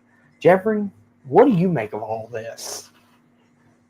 Yeah, nothing's as shocking as the Luka thing because that was absolutely nuts. But I get your point. Like this is, up there as one of the crazier moves. I feel like what happened here is that, because the Pacers, they're right there, they're really good, and they've got young talent. They see that cap space. It's brewing eventually because you've got young guys like Benedict Mather, and he's I don't know what they're gonna do with him, but like he's on that cusp. He's really solid. He's giving you a lot of points off the bench. Or they eventually gonna have to give him a big extension. You've got your Nembhard, your Nesmith. What are they gonna do with all these guys? One of them's gone. Whether it's Mather, Nesmith, Nembhard, I don't think it's gonna be Nembhard, but like Nesmith. or Matherin. Like I Somebody's just don't gotta see go. how they can keep all of those guys once they are going to demand more. And then you look at, you're paying Siakam an insane amount. Halliburton's worth a ton. I don't know, man. I mean, Miles Turner, he would have been paid a lot of money, and he's older. Like you said, he doesn't really fit in with the timeline of the rest of the team. And I just feel like maybe they felt that he gave everything that he possibly had, and maybe he's going to start declining. I don't know. Maybe that's kind of the way I took it.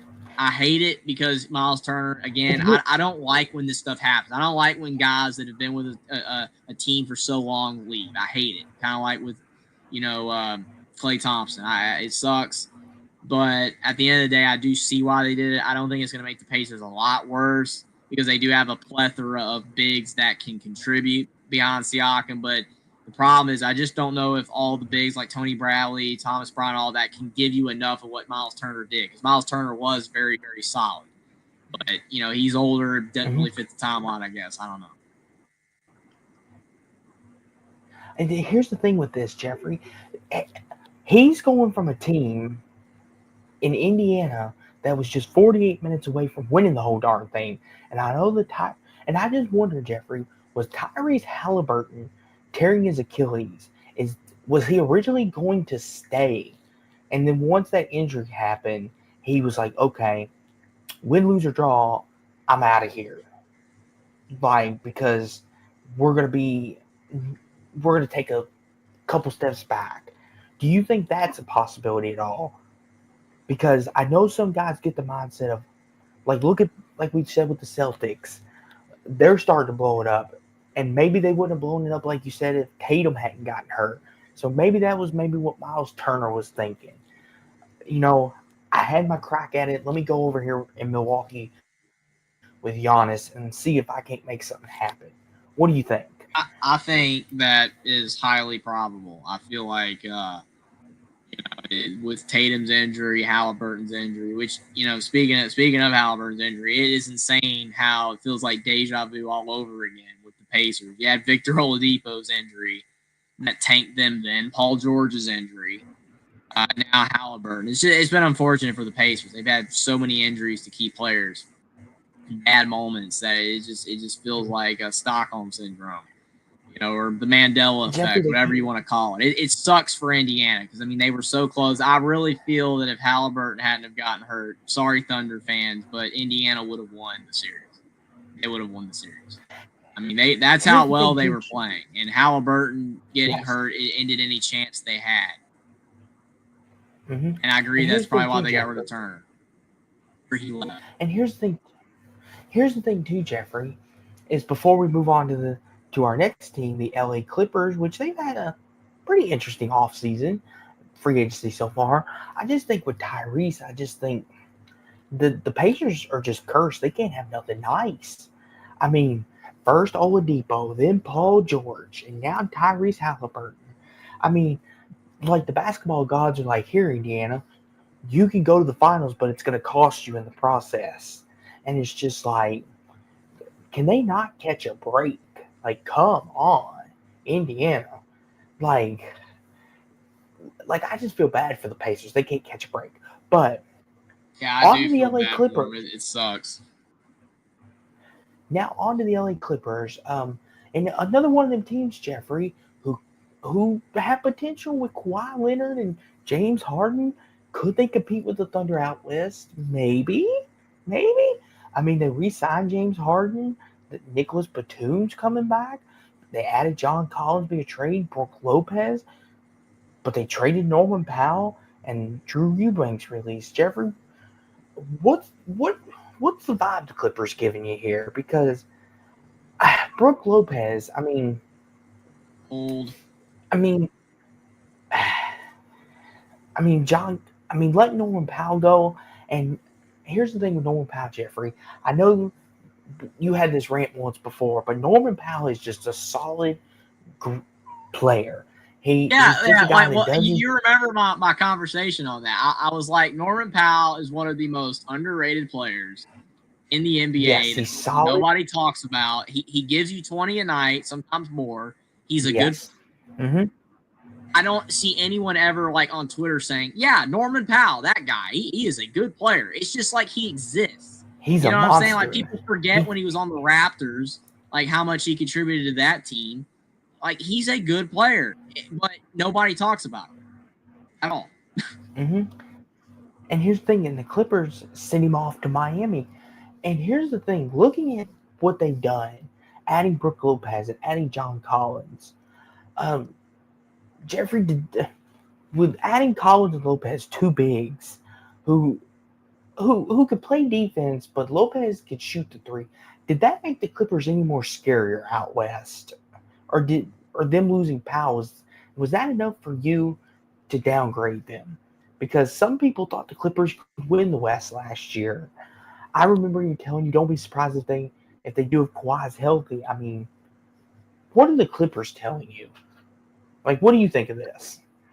I don't know. I guess they feel that with Harden, Leonard, you know, like that the guards and wings are fine, and they want to be better down low. I guess like the bigs. I guess they feel, you know, that these moves are gonna work. I mean, the problem is that Lopez is old. I mean, he's been good for a long time, but he's old. You know, and John Collins, he's not old, and he's good. Like he's a good player. It's just John Collins has never contributed to great basketball teams. So it's like, you know, I don't know, with him being surrounded by better players, is that going to make him better, or is that going to make him less of a factor? Well, you know, so it's kind of interesting with him. Go ahead. Real quick, Jeffrey, I just want to say he was a part of the Atlanta Hawks team that went to the conference finals in 2021 with Trae Young. So he has been a part of a winning team, if you'd like to call it that. But go ahead. That's fair, definitely fair. But overall, he hasn't really contributed to winning basketball, like legitimately. Besides that year, I forgot about that season. But I mean, looking back at that, is fluky though, because the Hawks mostly have been trash. I mean, I'm sorry, but they haven't really been that good. So, I mean, basically what I mean by that is like John Collins is going to be going out to the Clippers, and he's going to be like the fourth best player.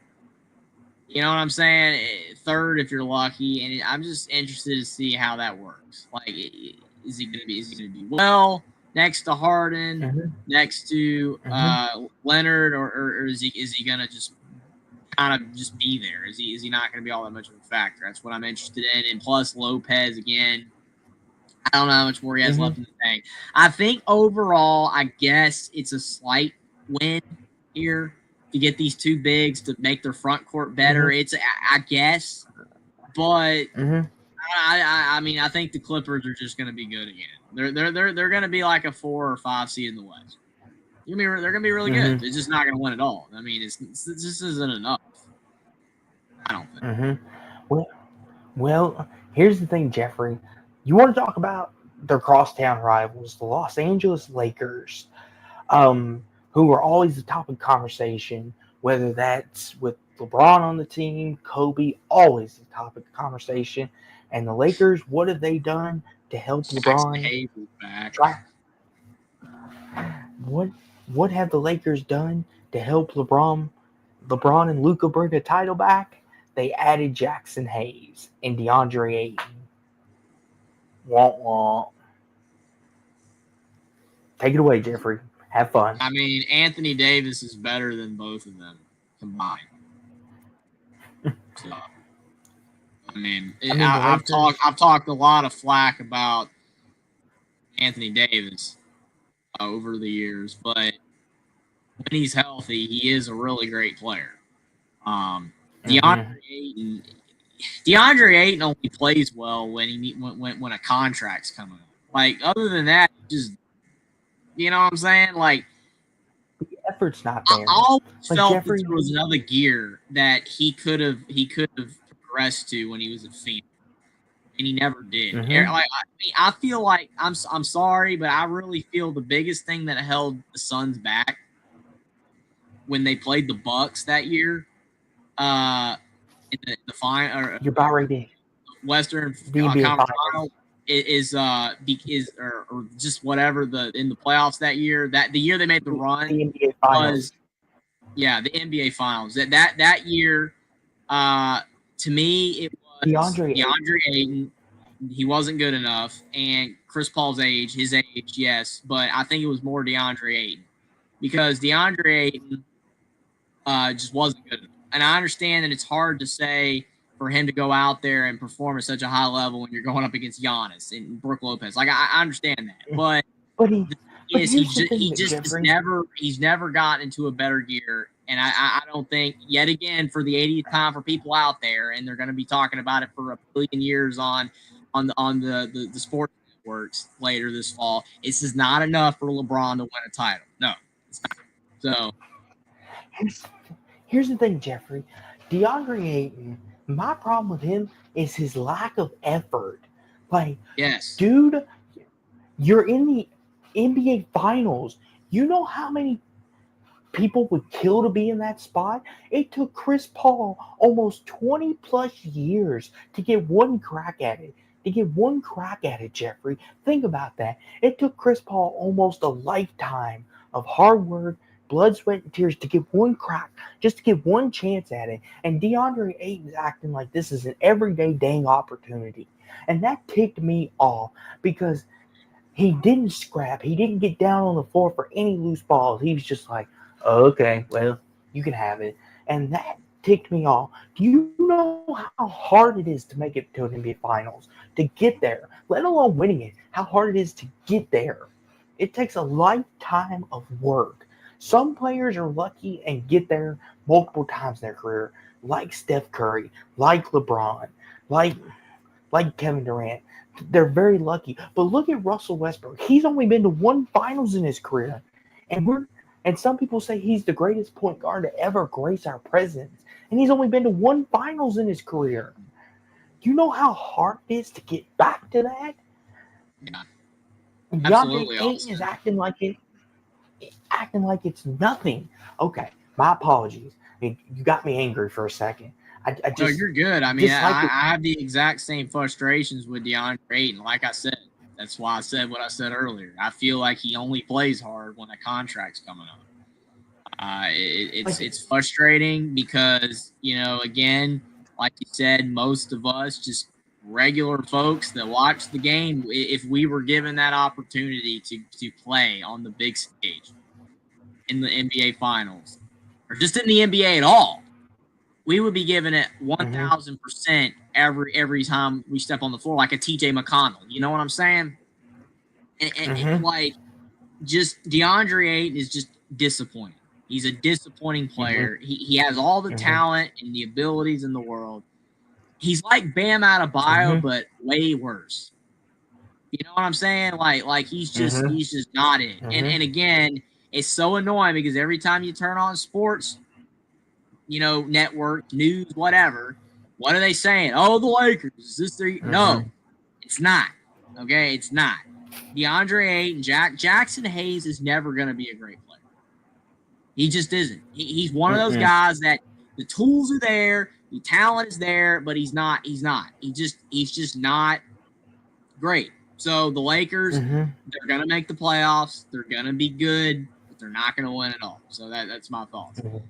So we got 2 super chats here from Caden coming back with a $5 super chat. He says, forget about the NBA offseason because Ohio State and Georgia are going to slaughter teams this season in college football. Well, I will agree that I will be excited when this part of the offseason is over. I always love when college football and NFL are on its way back around the corner. So definitely this kind of just fills the void for right now. But definitely excited for not for Ohio State and Georgia to slaughter teams, but for college football to return. And our other super chat from Caden, $5 super chat. He says, Austin, Ohio State versus Louisville is officially going to happen in 2029, and it's going to be a bloodbath in Louisville's funeral. So there you go. There you have it, Austin.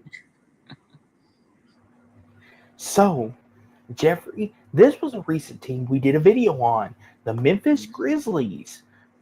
And this was one we talked about. You know, now that free agency is kind of, won't say things are getting finalized. So it looks like Jeffrey, they re-signed Jaren Jackson to a 5-year extension. So Jaren Jackson's sticking around. You know, that was one of the things we talked about. We talked about in the video of they got to pay Jaren Jackson. They got to pay Ja. If they feel like those are the two that they want to build around. And Jackson, I mean, not Jackson. I see Jackson on the screen. I'm calling you Jackson. Jeffrey. There we go. Looks like Cole Anthony and KCP are staying in Memphis. And Ty Jerome and Jock Landale. Their departures are Jay Huff, Luke Kennard, and Desmond Bain. We've kind of touched on that. But now that the dust is kind of settled, Jeffrey, what do you think about KCP and Cole Anthony? Memphis keeping them there for now. What's this all tell you? Now that the dust is kind of settled, Memphis is like, we like these two and we want to keep them. We just paid Jaren. We're good on him. Like what do you think? Because that was an interesting talking point we had in our recent video we talked about, which go check it out on either one of our channels. Great stuff. But we thought these could be trading pieces, but apparently Memphis is like, bring them on. We want them here. What do you think, Jeffrey?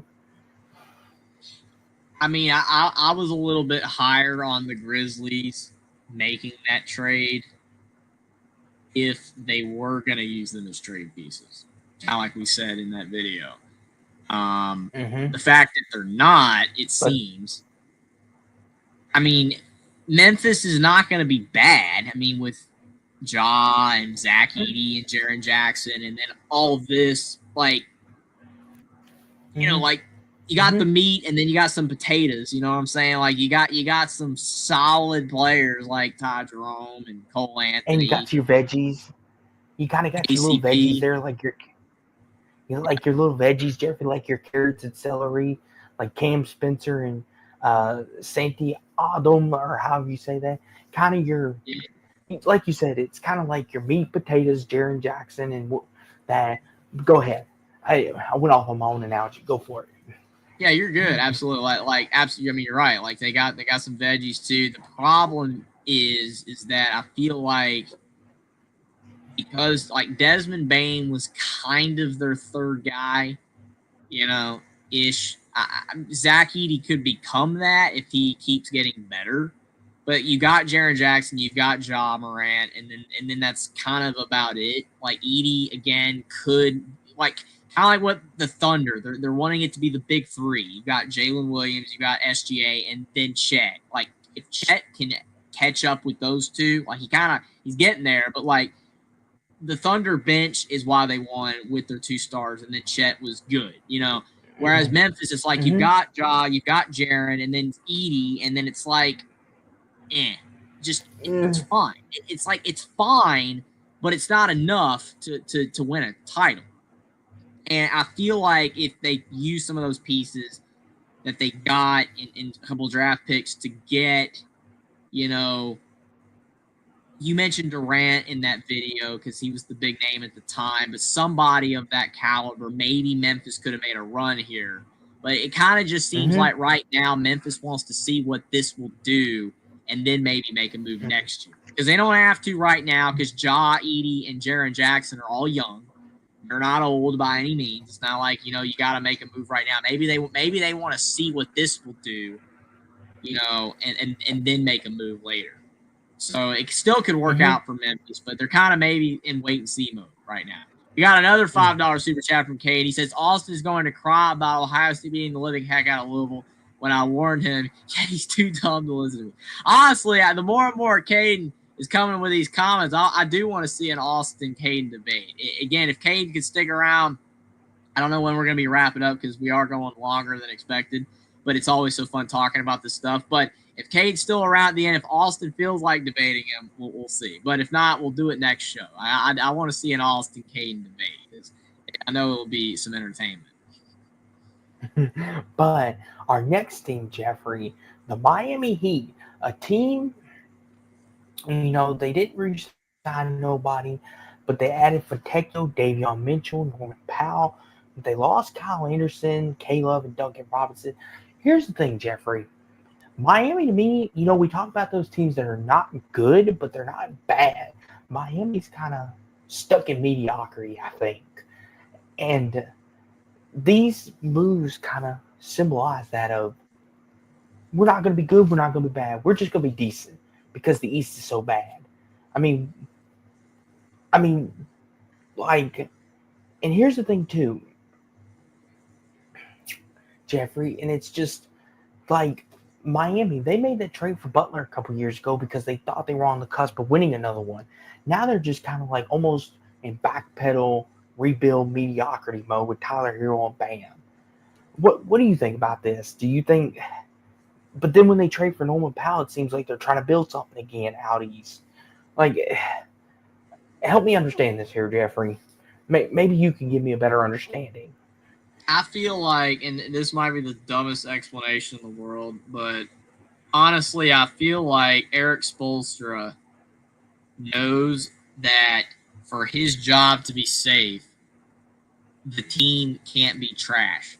You know what I'm saying? So it's like if Miami kind of wants to tank, which they've lost their veterans and their star players of the last few years recently. All they have left, like you said, is Bam and Tyler Hero. It's like it feels like Spoelstra, which again, I don't know how much between Pat Riley and Spoelstra. I don't know the dynamic there. I don't know if Pat Riley said like we're tanking, your job's safe. I don't know, but it just feels like if Miami fell off a cliff and they're going like 20-63 or 20-62, whatever, an 82-game season, that maybe Spoelstra would get fired. And it's like Spoelstra knows that as long as Miami is competitive, his job's safe, probably.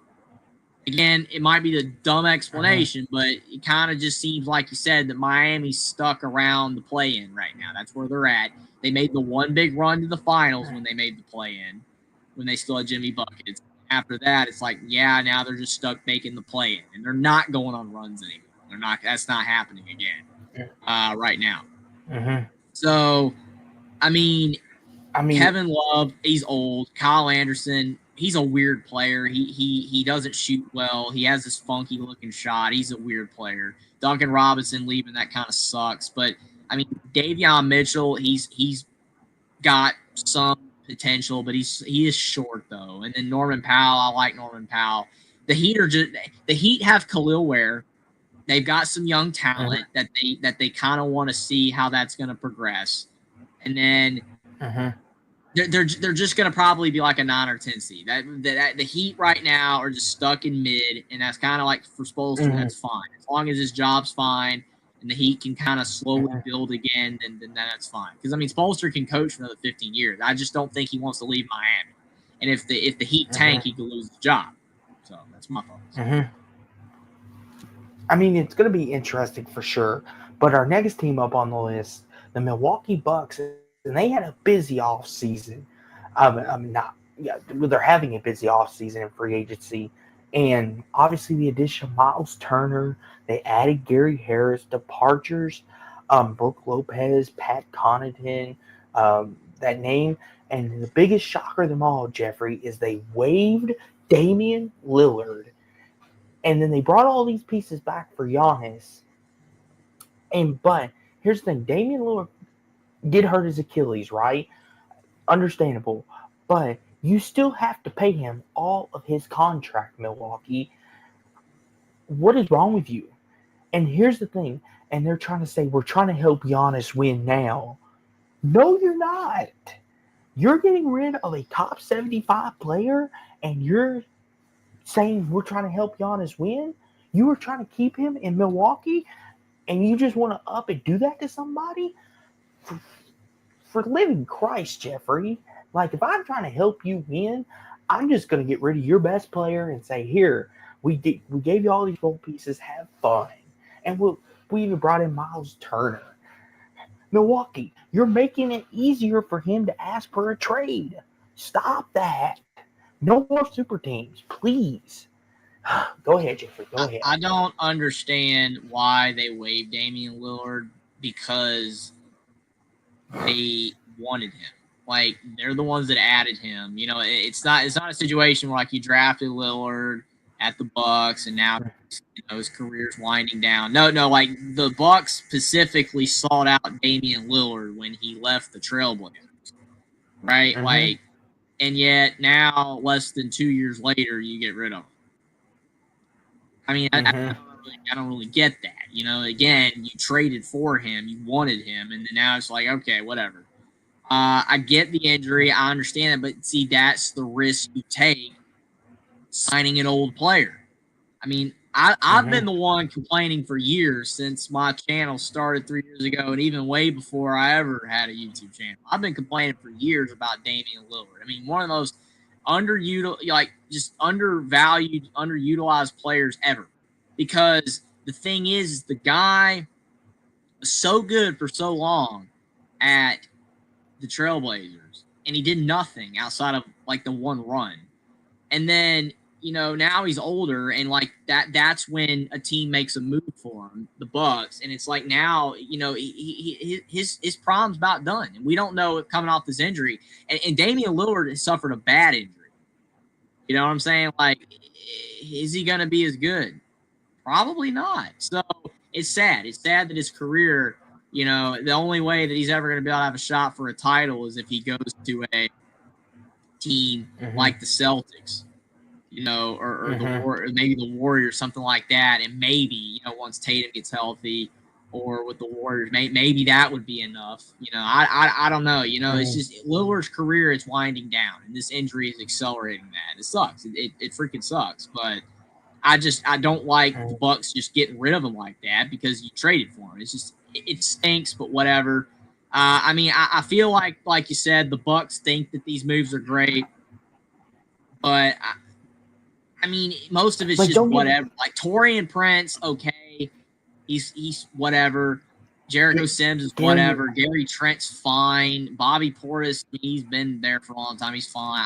I don't know, man. Miles Turner, it's a good ad, but is he better than Lopez? I mean, legitimately, I don't know. I mean, he's Jeffrey. It's almost like a wash, basically. Miles Turner and Brook Lopez is basically just swapping players. It's not that they're not better than what they were. Losing Lillard, they're going to be worse unless they make a trade for somebody big, which I don't know. I don't know. And here's the thing: they're talking about wanting to build a championship roster for Giannis, and don't get me wrong, Gary Trent, those teams, those players are really solid.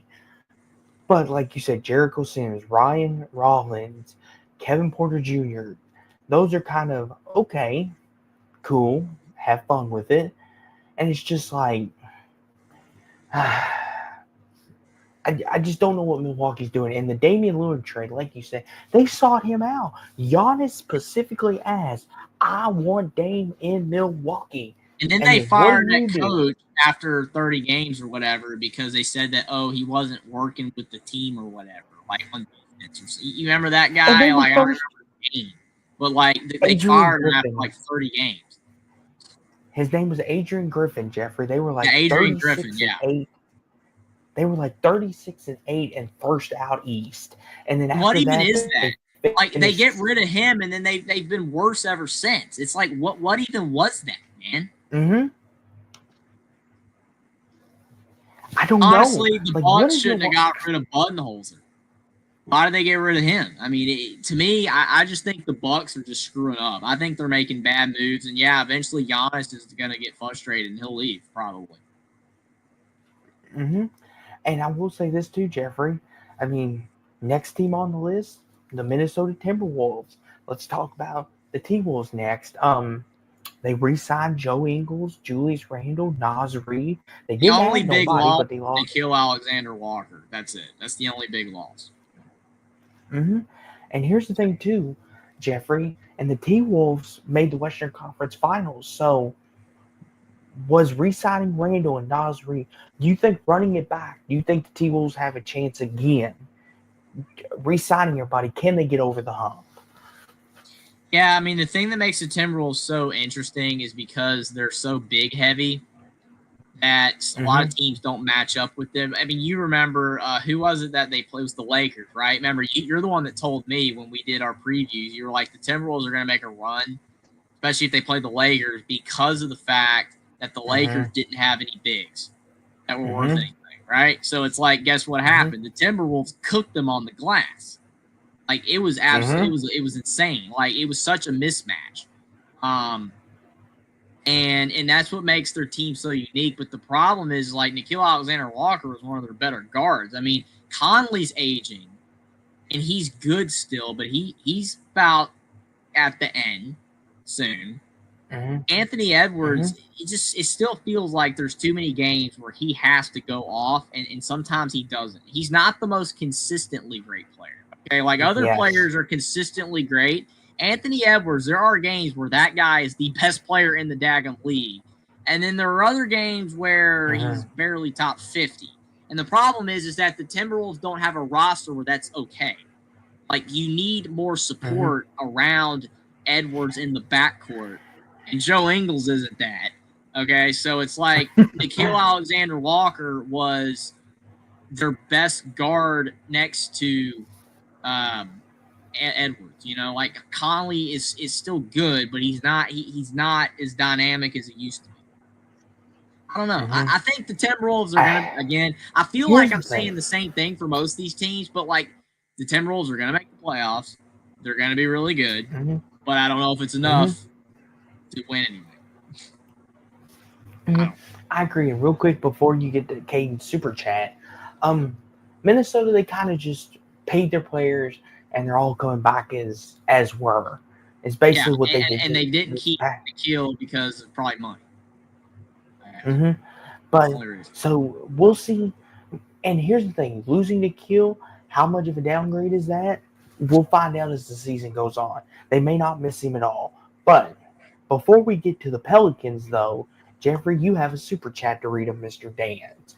So we got Caden the Diesel Freak with a $10 super chat. Really appreciate it, Caden. He says Ohio State's defense likes to slaughter offenses, and Will and D is going to lose $500 because, yes, our dear friend Will did make a bet with Dan, $500 if Notre Dame misses the playoffs. Will's giving $500 to Dan, and if they make the playoffs, then Will's fine. Still can't believe he did that, but he did. So, and Matt's Longhorns, Matthew Miller, are going to get barbecued, and FYF Sports Debate, get lost. This is my house. So, Caden the Diesel Freak is the king of my chat, according to himself. So, but you know, he's been a great contributor tonight in the chat, and definitely appreciate the super chat. So, we'll give it to him tonight. We'll give it to Caden, I guess. So the New Orleans Pelicans, they didn't re-sign anybody, but they added Sadiq Bey, Kevon Looney, Jordan Poole, but they lost Bruce Brown, CJ McCollum, Kelly Olynyk. Here's the thing, Jeffrey. The Pelicans are the biggest what-if in the NBA I have ever seen, with Zion Williamson, with Brandon Ingram when he was there, with CJ McCollum. I mean, they're the biggest what-if. The Pelicans on paper are a top 5 seed out west. That's how good I think they are. And to my opinion, Jeffrey, I still think the Pelicans could be a playoff team because they got Zion, Jose Alvarado. They added Looney to help with the center depth, Jordan Poole to add shooting depth to the roster. I mean, can Zion – here's the key. If Zion stays healthy, I think the Pelicans can be really good. I do. I believe in the Pelicans, but that's the key. What do you think, Jeffrey? I think what's even funnier is the Wizards. It's like, all right, okay, we got Jordan Poole, young, budding potential star. You know what I'm saying? And it's like, all right, you know, we'll just trade him for McCollum, a way older player who's like still good, but I don't know, man. The Wizards are just anybody who's a fan of the Wizards. Kind of like my Hornets, you know, if you want to call them my Hornets, because I live in the state. I still, you know, I like the Celtics. I know it's weird, but I do like the Celtics. So I don't really have an NBA team. You know, my Celtics, my Hornets. I don't really care. But it is what it is. But, like for Wizards fans, like legitimate Wizards fans, and there are some that follow me on Twitter, I feel bad for you. If you're watching, I feel bad for you that your team is just garbage and the moves that y'all make, I don't get. I just don't get. You don't build anything. Like, you got Bradley Beal forever. And then it's like, all right, yeah, we're not going to do anything with him. And then when he gets kind of old and crappy, then we'll get rid of him. Okay. And like Jordan Poole, like, again, I don't get it. Since Caden says, I'll see you idiots on Thursday, last $2 super chat, presumably of the night. We appreciate it, Caden. And definitely, since you're not sticking around for the rest of the show, I don't blame you because it is getting late. We're going way longer than we thought. But again, this stuff's so fun to talk about. We will see you on Thursday. And definitely you'll be able to call in on Thursday night. And if you all said, if you want to come on, we can have that debate then about the NBA or whatever you guys want to debate. Okay. You can go. You guys can go off to each other on Thursday night on the Collins Show or on our next show that we do on the non-conference coming up next Sunday night maybe. So definitely a lot of opportunities for Caden and Austin to go toe-to-toe.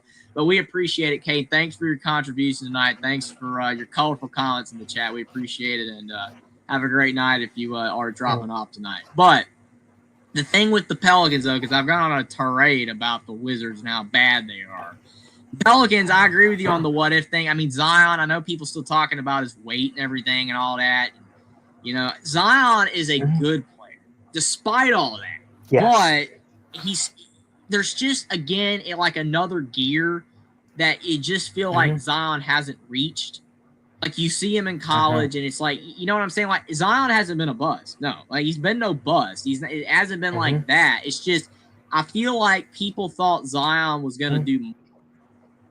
I did too. And it just seems like he hasn't. And then it's like, your Brandon Ingers and, they've had some solid, like, role players, the last few years. And they've had a couple years where they've made the playoffs and made some noise. But it's just kind of all falling apart. And like these moves here, it's like McCollum's gone, Bruce Brown, and you get Jordan Poole. He's good, but Looney's old. Like, I don't know, man. The Pelicans are just – it's going to be another mid-year for them, probably. They're not going to be significantly better. Maybe Poole makes them a little better. Maybe, if Zion stays healthy and Alvarado. But this next team, Jeffrey, the New York Knicks. So – the team that went to the Eastern Conference Finals, they re-signed nobody, but they added Jordan Clarkson. They added Yusuf. Yes, and they had nobody leave, so the Knicks roster is still very much intact. They made 2 key additions, but the problem with the Knicks, though, is they fired Tom Thibodeau. And what was that? Brown. Honestly, what was that? Again, what is up with the NBA and these firings? Like Adrian Griffin. What did Tom Thibodeau do wrong? Like, Michael Malone, what did they do wrong is what I don't understand. What did they do wrong? What more could you expect them to do? Coaching in the NBA is not like college basketball, okay? It's not. It's nowhere near the same thing. These guys are professionals. It is up to the players to do well. The coaches can aid them, I guess, but it's like, I don't understand what Thibodeau did to get fired. I don't understand what Michael Malone did to get fired. I know there were rumors about him in the front office or whatever being into it. I don't know. I don't really care either because I think it's all stupid. But I don't understand. With Tom Thibodeau, Jeffrey, here's the thing. With Tom Thibodeau, here's the reports I've heard come out is the front office of the Knicks were getting frustrated that Tom Thibodeau was playing his starters almost 42 minutes a game, and that he wasn't utilizing his bench depth enough, wasn't using the bench enough. And yes, I see your face, and that's a poor excuse, right? Because he took them to the Eastern Conference Finals. Yeah, so and guess what? Worked. The Knicks bench was not the best. I mean, they kind of paid for Brunson, OG Anunoby, Cat. It's like, they're your guys. I mean, you kind of roll with them, I mean, no offense, but I mean, like if the Knicks bench was better, then yeah, okay. we'll sit him a little bit more. But I mean, think about it though. Jokic just played like 60 minutes before when the Nuggets have gone to quadruple overtime. So it's like that's dumb. Like if that's actually like the legit reason, that is dumb. Legitimate. That's why I said I want to preface that it was reports. Like we may never know, but that was the reports. The front office was frustrated that he was playing them so long, and that's why I said reports. Like I have no insider knowledge. I only read what you all read out there. So if that is the reason, then yes, I'm with you, Jeffrey. That's stupid. Like, get a better bench. Do your job, front office, and help. Or maybe better yet, ask Brunson, ask Cat, ask OG, ask them to take a bit of a pay cut for you. Like, seriously. And here's the thing. I see Knicks Twitter adding Jordan Clarkson, and some Knicks fans are already saying, oh, we're a lock to go to the NBA Finals. Jordan Clarkson was the missing spark. And I'm like, you do realize Cleveland still exists, right? You do realize, Boston, Indiana may be down, but you do realize Orlando, you've got Orlando, you've got Toronto, it's not New York's for the taking. It's not New York's as a lock. And that's what irritates me. Yeah. Jordan I mean, Clarkson, I'm looking at right now the New York Knicks stats, right, for the postseason. Jalen Brunson played 38 minutes a game. Cat played 35 and a half. OG played 39. Mikal Bridges played 39 minutes. Josh Hart played 36. And then Miles McBride played 19 minutes. Mitchell Robinson played 20 minutes a game. And then Landry Shamet, Cam Payne played 7 minutes a game. Precious Achiuwa played 4, and that's practically it. So, and you look at the stats. All right, Miles McBride, or Deuce McBride, whatever you want to say his name, he averaged 6 points in 19 minutes, and Mitchell Robinson averaged 5 points in 20 minutes. And the other guys are basically non-factors. They didn't have a bench. It's like if you play those guys, and we actually did see moments where he tried and the Knicks would fall behind. You know what I'm saying? So, yeah, not again, a good excuse. I mean, the thing is that the Knicks built their team, it's top heavy. They don't have a lot of leeway. I mean, they built their roster to have 5 starters, and that's what they have in Brunson, Towns, Anunoby, Bridges, and Hart.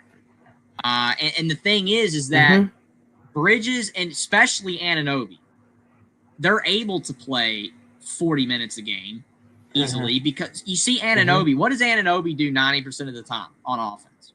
He stands in the corner just to drag a defender away and let Brunson ISO. That's their offense. They designed it that way. They designed their offense to be Brunson ISO heavy, creation heavy, and for Bridges and Anunoby to sit in the corners. You got Cat, who you can pick and pop with or get him down low, and then Hart's kind of your like gadget player. They designed that offense to be that way. That's not Thibodeau's fault. Their bench stinks. Nope. So if they fired him for that, which again reports, but if they fired for that, stupid.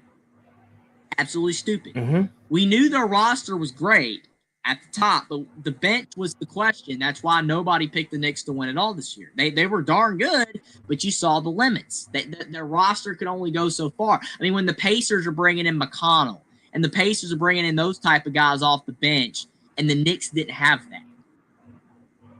It wears you down. Like, because you saw it.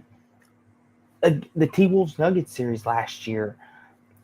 The T-Wolves just wore us down because they had the bench. And that's basically what Indiana did. They were like, okay, we know our starting 5 can match yours, but can you match our bench? No, you can't. So we're going to wear you down. The only reason the Pacers were able to have a bench is because they've got those young guys like Nesmith and like Mathurin that haven't got to the point yet where they're demanding big contracts. The Knicks have their big contract guys. Because you think about, look at the age of guys that are on their team. Brunson, Towns, Anunoby, Bridges, and Hart. None of them are old, but they're not just newly in the league either. Like late 20s is what we're talking, mid to late 20s. So they all have, they're at their contract peaks, right?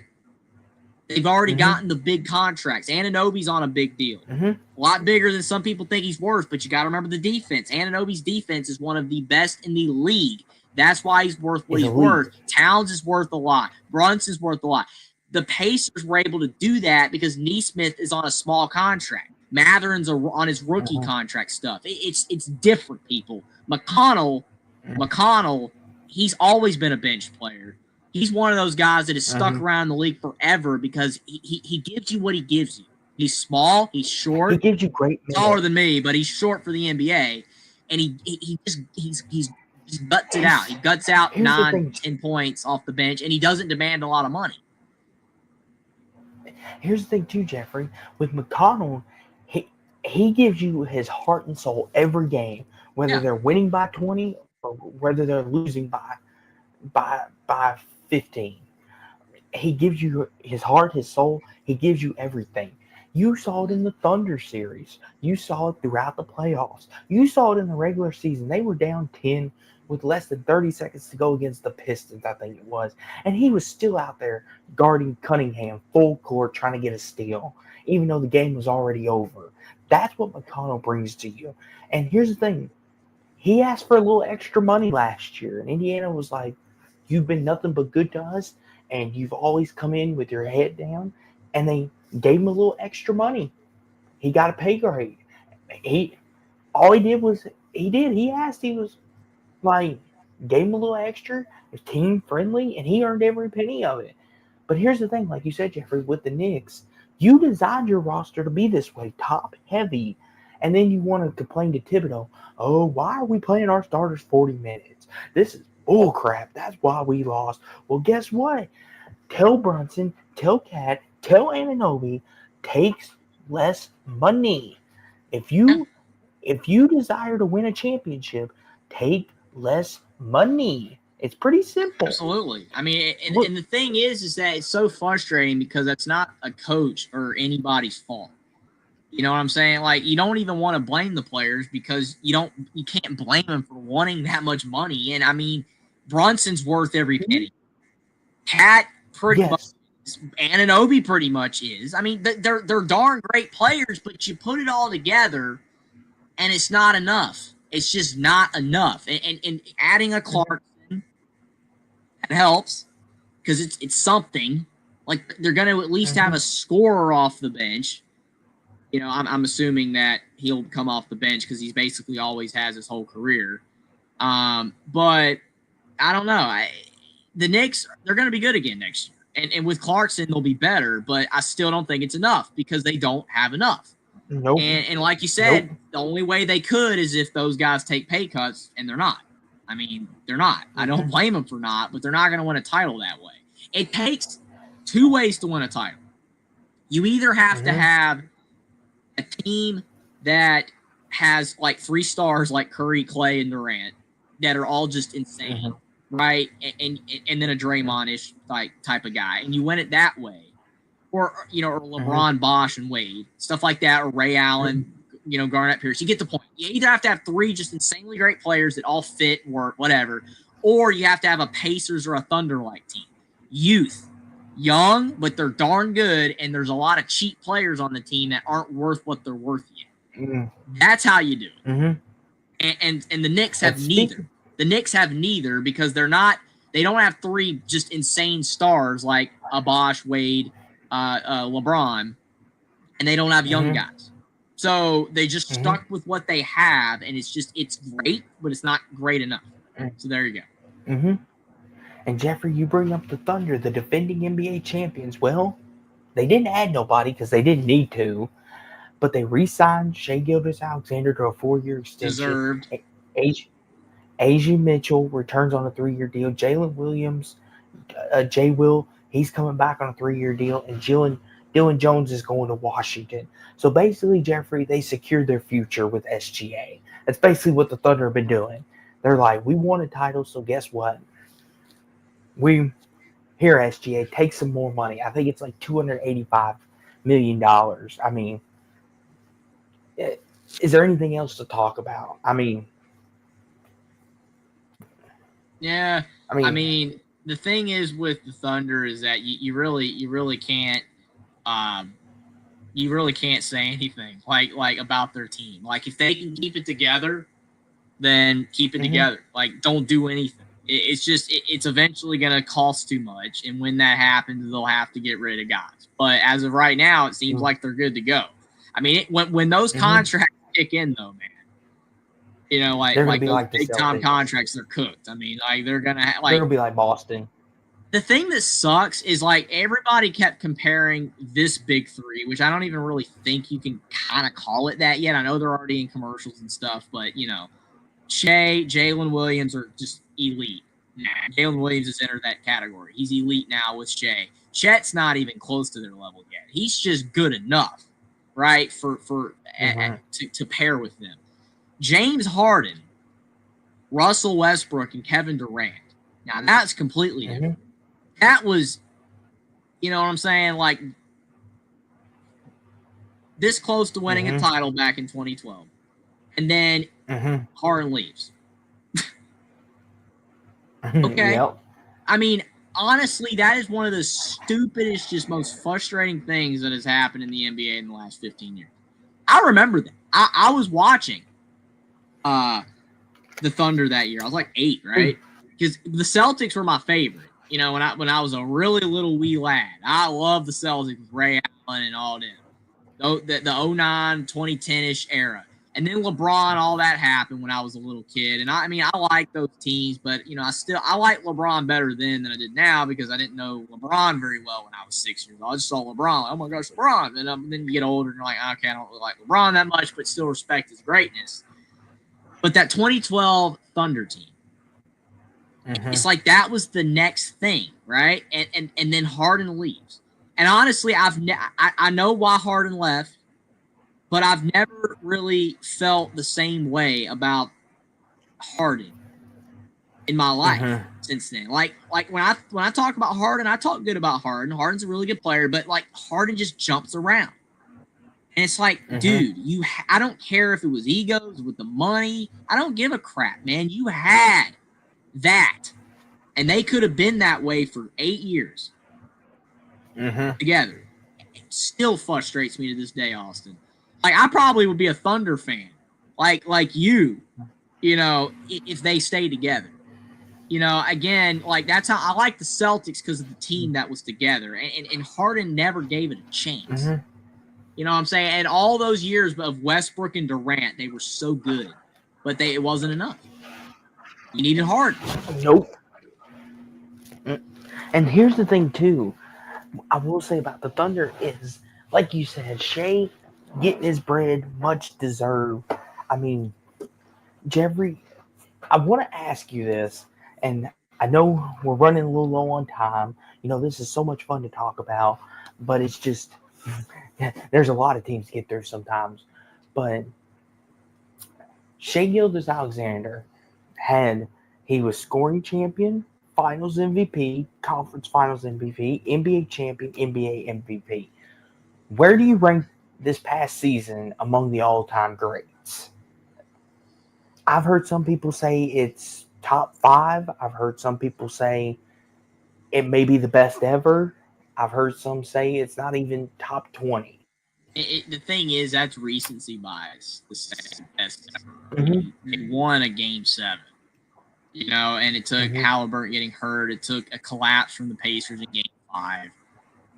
The Thunder were fun to watch, for sure. I mean, you can point to a lot of other teams, man. I mean, what do you call those Spurs teams back in the day? That's another teams that I enjoyed watching. Ginobili, Parker, Duncan, like those teams. What do you call the Celtics squad? Boris Diaw.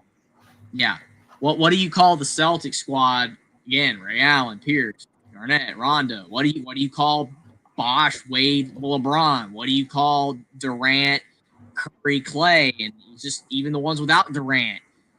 What do you call all those? I mean, all those can be considered the best. Celtics, Tatum, Brown, Derek White. I mean, that they were loaded.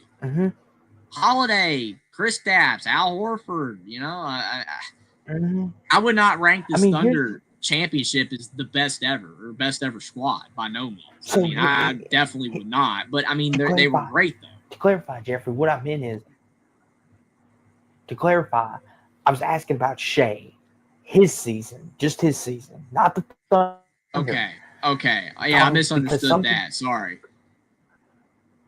so what I meant by that is there's this discourse going around about Mhm. where do we rank Shea's season among the individual great championship seasons, because he won a Finals MVP, he won a Conference Finals MVP, he won a title, he won a regular MVP, he won a scoring title. That's what I meant, not the team itself. Not the team itself. I agree with you on that, but I'm talking about Shea himself. Like, I've heard some people tell me this is the greatest season you're ever going to watch. And then I've had some tell me this doesn't even crack the top 10. So, what I want to know from you, Jeffrey, where would you put this? I know recency bias might be a thing here, but individual seasons. Is this top Honestly, 10? don't even know how I could even quantify that. I mean, that's almost like a question for like its own like separate video. I'm not saying to actually go through all the research and do that. I'm just saying though, like that's how like Mark Rogers he does a great job with those like all time rankings videos where he like does the stats and like talks about he when he does those, like Mark Rogers, like he's getting deep in like the college football history and the lore and everything, all that stuff. He does a fantastic job with those videos. That's something Mm-hmm. like you would legit have to go through the stats. You'd have to go through like Mm-hmm. see like who this player had around him. Like, did this guy defy more odds? You know what I'm saying? Because like Shea had Jalen Williams, he had the bench and Chet. Mm-hmm. Again, like Shea was insane, but like Michael Jordan's years, some of his performances, Kobe's, LeBron, Jokic. like Hit, I don't even know how you would you even can make a. quantify that. Like, I would legitimately have to go and look at every single championship, like Bill Russell's and stuff. Like, I'd have to look at every single championship and see, and even then, I don't even know how I'd be able to quantify that. I think Shea was incredible. I think definitely top half of all like Finals MVPs, like seasons, whatever, of great players throughout NBA history. I would Mm-hmm. say top half for sure. I don't know if Mm-hmm. it's 15, 25. I have no idea because there's so many great players and great seasons that these teams and players have had. I don't know. Honestly, I have no idea. That's that's fair. I just wanted to get your take I on think he that was because that. elite. He was fantastic. So definitely top something, Well, top 30, top 20, whatever. well, and here's the thing. I just wanted to get your take on that because that's kind of. I saw it swirling around on Twitter today, and I was kind of like, I'll ask Jeffrey tonight what he thinks about that because it's a very interesting topic. I do think Jeffrey, Absolutely. you could do a whole no, you could do a whole nother video on that. I agree, but to finish up these last couple teams here, the Orlando Magic. We kind of touched on this in our NBA trade video, which which me or Jeffrey could put in the comments section down below. Go check it out if you want to. Um, but they re-signed Paulo Banchero, Mo Wagner's coming back. They they added Desmond Bain and Tyus Jones. They lost Cole Anthony, KCP, Gary Harris. Um, Jeffrey, just real quick, we kind of touched on Orlando, but what do you think about what Orlando's done in free agency? Have they done Yeah, enough like we to make said, themselves? Have they done enough to make themselves a contender in the East? hmm. Yeah, like we said in the video back uh, 2 weeks ago when the trade happened, or about a week ago. The thing Mm-hmm. is that clearly this move to get Desmond Bain was to be championship, worthy level team, like it's being contention for that. That's clearly what they were doing. I said in that video that I'm not sure if it was enough. I think Mm-hmm. it's close. But I mean, Mm-hmm. because what they lost in Cole Anthony, KCP, Gary Harris, that's not killing you. It's not killing you to lose those guys. Mm-hmm. You know, Taj Jones is it's solid, it's fine. I He's a think little older. he's a little older, but He's I a mean, little, not to cut you off. Him and Cole Anthony, you're getting a little older at the point guard position, but less turnovers. So it's kind of get a little more experience. Go ahead. Go yeah, ahead. My bad. absolutely. So it's just it's like it's fine. The Jones brothers are fine. I mean, he's the older one, but it's fine. Mo Wagner coming back. I mean, obviously Franz is way better than Mo Wagner. Wagner. But, Mo Wagner still, he contributes. He have the brothers on the same team. Probably helps with morale. I don't know. Paulo Banchero, he's future, could be Hall of Famer if he keeps this trajectory of his career. He's playing great. So, I mean, with Desmond Bane's addition, they're going to be better than last year. I just don't know how much better. I don't know if they're going to be a top 3 seed, top 5 seed. They're going to be better. It's good to add him. I just don't know if it's going to be enough to achieve probably the goal they want, and which is like every other team, win a title. I don't know if it's enough yet, but I mean, it's not a bad move at all. It's not a bad move. And here's the thing too: the Magic did keep their core intact. Franz, Paolo, those guys, Jalen Suggs, when he's healthy, those guys are on contract for the next 5 years. So Orlando's core is staying together. And with the addition of Desmond Bane, Tyus Jones, I think Orlando is kind of like doing what Houston is doing, making a move now, knowing that the East has lost 2 of its 2 big contributors in the Pacers and Celtics.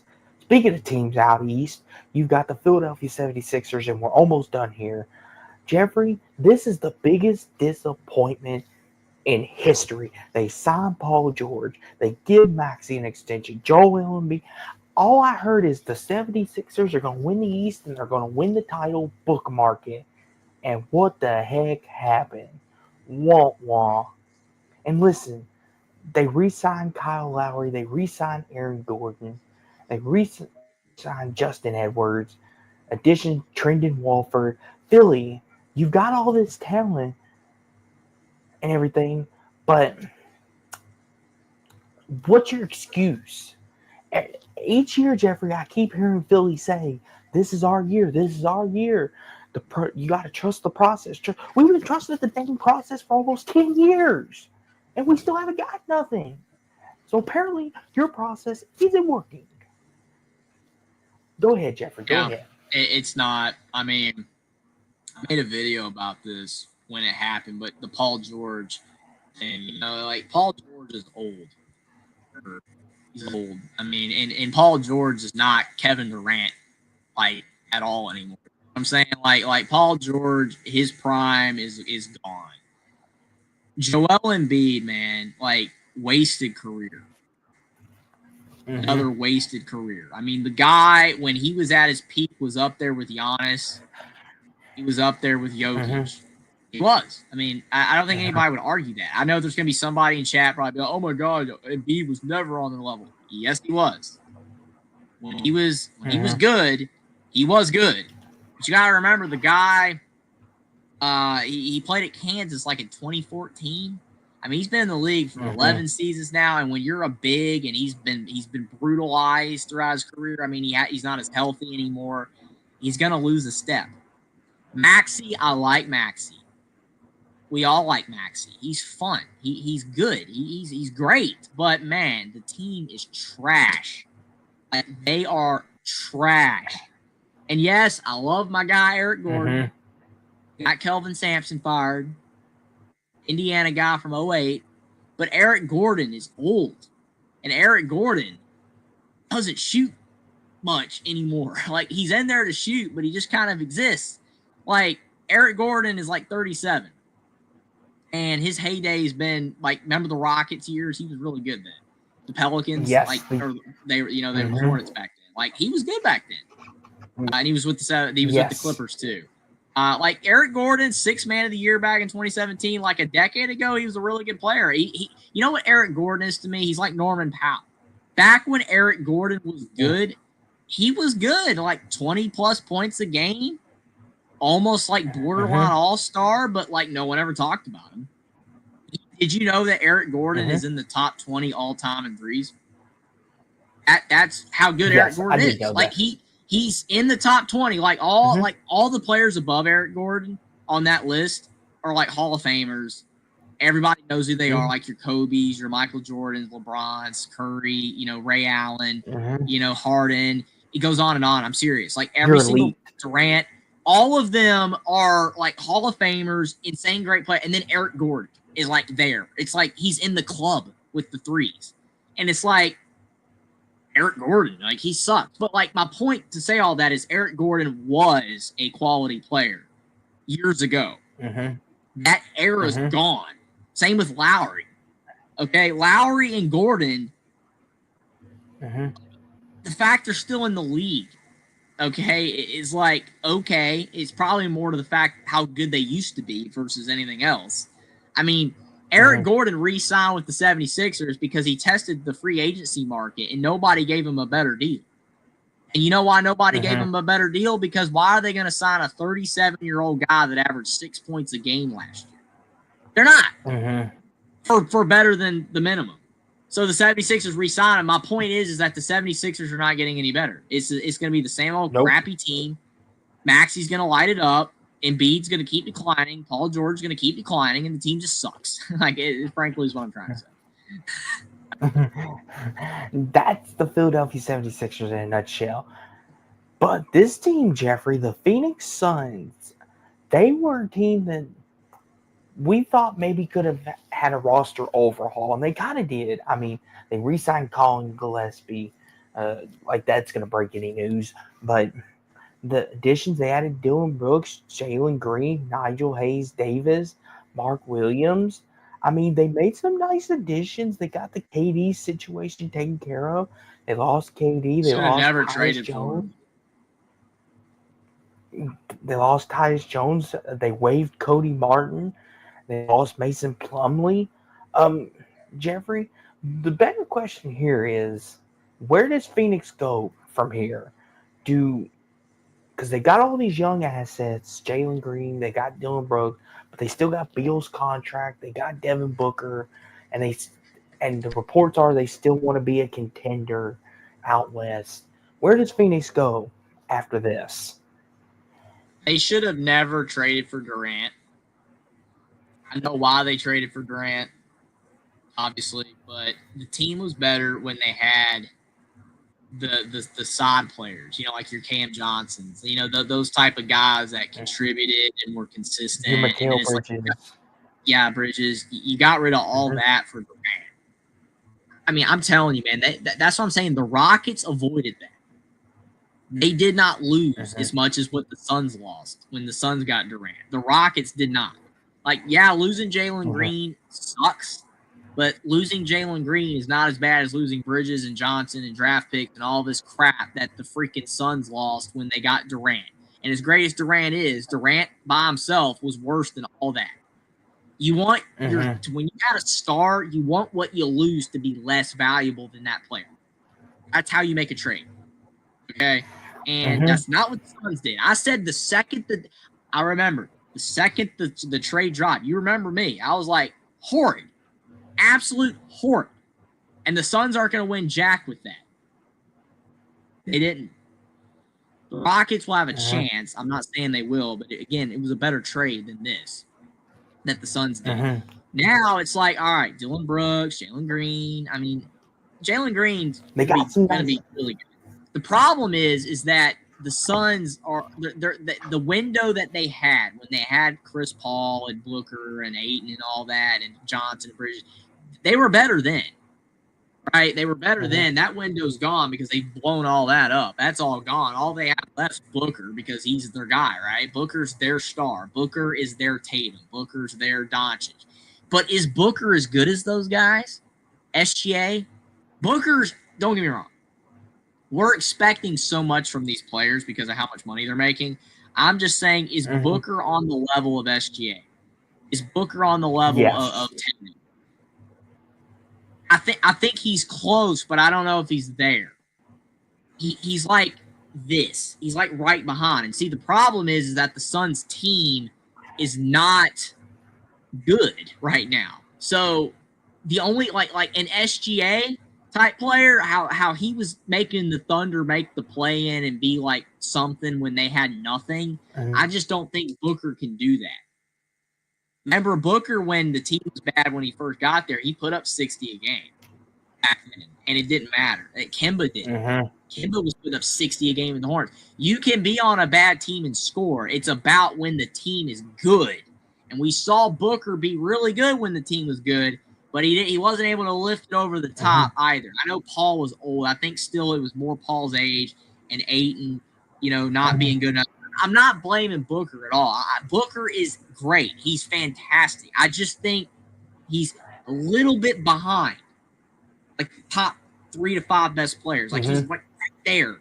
But now that the team kind of blows, Booker's just not going to be able to elevate that thing.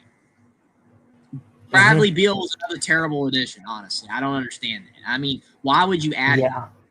Why would you add him? Bradley Beal, unfortunately, should have been added either to a team that's like right there to win it all and they just need another player, or Bradley Beal needed to be added to a team that stinks. Okay, and he's just your one good player like he already was with the Wizards. Some teams have that. Like every bad team has one player, right? Why would you add Bradley Beal to the Suns when the Suns were bad with Durant and Booker, and you add this guy that you think's your third? I mean, they were treating Bradley Beal like this was going to be a big three. Bradley Beal, those days are over. They're over, man. He's not what he was 5 years ago. Here's the thing with Bradley Beal, Jeffrey. He's one of the best pure scorers when he's healthy. Problem is he's been injured a lot. His back, his hand, his ankles. He hasn't been able to be healthy. And that's the thing, too. With Bradley Beal, he's one of the best pure scorers. And like you said, he was supposed to be the final piece to the Big Three puzzle in Phoenix where they were going to win the title when they were 2 wins away before, when they had their Mikal Bridges, their Cam Johnsons, their Aytons, and Chris Paul was leading the ship along with Booker. But instead, they made all this big commotion. And here's the thing, Jeffrey. The Suns ought to feel really lucky and blessed that they got out of this okay. Like, think about it, Jeffrey. This could have ended a whole lot worse for them than it did. Yeah. That's fair. I think that, when looking at what the Suns did, they put themselves in such a bad situation that they literally could have become the worst team in the NBA if it had all gone wrong. So to your point, they're not that bad off, but at the same time, they're still not in good shape either. It's going to take some time to fix what they've done. The Durant trade was bad. The Beal trade was bad. Getting Green, that's a cornerstone. But the problem is now Booker's in this weird spot. You put Booker. I'm telling you, man, sports is a funny thing. It's called a window. We talk about windows, championship windows. That's why we said with Curry earlier. Booker, he's been in the league now for a while. He's not old. He's not. But he's not young anymore. And the problem is you had a guy like Jalen Green, and it's like, all right, Jalen Green, he's way younger than Booker.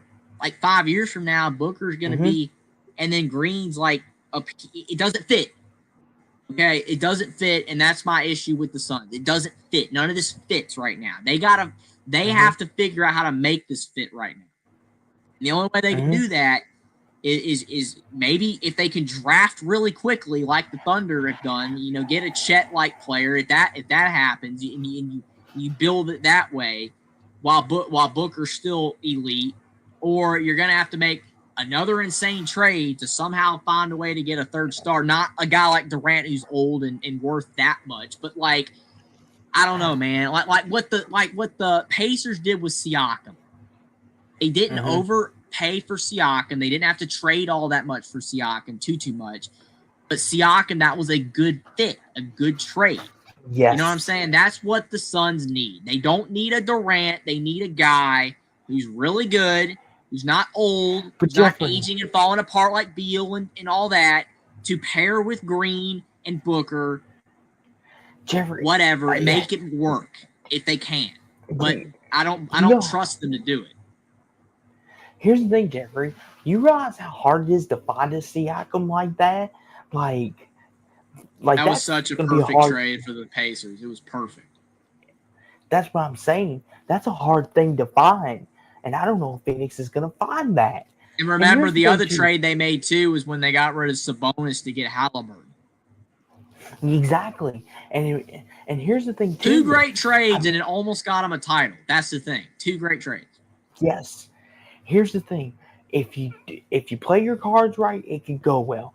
And for Phoenix, like, they've got some good cornerstone pieces, Dylan Brooks, and I think Jalen Green. But they got to figure out, what are they going to do with Beal? Are they going to buy out his contract like they're saying? Beal's got to go. just- I would trade Beal. I would Mhm. trade Beal. I wouldn't just let him walk, but I would trade him. I don't know. I mean, again, you could go the draft pick route. Try to Here's the thing, draft a Jeffrey. future star because Booker still has some time, but I don't know. I honestly Yes. don't know. Here's the thing. I've heard reports that they're just going to buy out Beal's contract and eat the cap money and just be done with it. And I'm just like, Why did they don't trade do for that. him? Man, that's the thing. I Here's just the don't thing. understand that. Here's my thing, Jeffrey. I think they were thinking he was the missing piece, like I said once before, and it just turned out. I thought the It's trade just like- sucked. I thought Beal was not gonna. It wasn't gonna work because he even at the Wizards, he wasn't what he was 5 years ago. Hummus makes a great point. Appreciate you being here, Hummus, and I love your comment about Dan. That's hilarious. We appreciate Dan. Dropping more money than Trae Young drops down. That's so funny. But he says you don't think Booker's on the LeBron trajectory, stay prime in the late 30s. The thing is, you don't know. That's what worries me because we've seen it with Russell Westbrook, which he's kind of somewhat revitalized, but you get what I mean. Like, Kemba Walker was great until he wasn't. All right? Mhm. Like, the guy just fell off, man. Fell off. Some players fall off. Like, we see it, man. We see players fall off. Not everybody's LeBron. Not everybody's Curry. Not everybody's Durant. You know, I just don't know with Booker. I mean, how old is he? I mean, honestly, we've been talking about this for a while, so I'm intrigued. How old is Booker? Booker, he's 28, and he'll be 29 in another few months. That's what I'm saying. He's just in this weird. He's not young. He's not a new face of the league anymore. He's not old, but it's just like, what if he falls off in 3 or 4 years? And while the Phoenix Suns are building, right? Like, they try to do it with Green, they draft some, and they're building around Booker, and then Booker just falls off. You don't want to wait too long. Exactly. That's what I'm saying. Phoenix Suns, do not wait too long, because that's what whatever the Trailblazers were doing with Lillard. Them morons. I don't know what they were doing, but they were absolutely nuts. Just sit there with Lillard for that long and do nothing with the guy. Segue. Just so, yeah, Portland, you're next. You're next on my shopping block of roasting you for whatever reason, because it's ridiculous. Like, you had one of the best players in the league with Lillard, and you did nothing with him. Don't do that, Suns, with Booker. Do not. Oh my gosh. I don't even know how to. Okay, so this is what I love about Jeffrey. Is Jeffrey late night running on adrenaline is something else. So the Portland Trailblazers, we got 5 more teams to go, and then we're gonna give our winners and losers and head out of here and get to bed. Portland Trailblazers, they didn't re-sign nobody. They added Drew Holiday, which is a veteran presence, but they lost Anthony Simons and they lost DeAndre Ayton via buyout. So Jeffrey, Portland they're kind of in that middle of nowhere land themselves. They don't know whether they want to be good or bad. They're just kind of like, eh. I mean, what do you think? Does Portland want to be good, bad, or Portland got Caleb Love too? They signed him to a 2-way deal, so that's noteworthy for UNC and Arizona. Here's the thing with Caleb Love. Love the guy to death. He's electric. He can give you 35, 40 on a given night. But then what does he do to follow it up? He gives you 3 points the next night. Exactly. And here's the thing too, Jeffrey. Here's the thing. He may be a standout, brilliant player for Portland when the Lakers and Clippers and Nuggets and Timberwolves and all these big teams come to town. But how is he going to play when he plays a team like the Jazz? That's what I want to know. Not to get off on a tangent, but that's what worries me.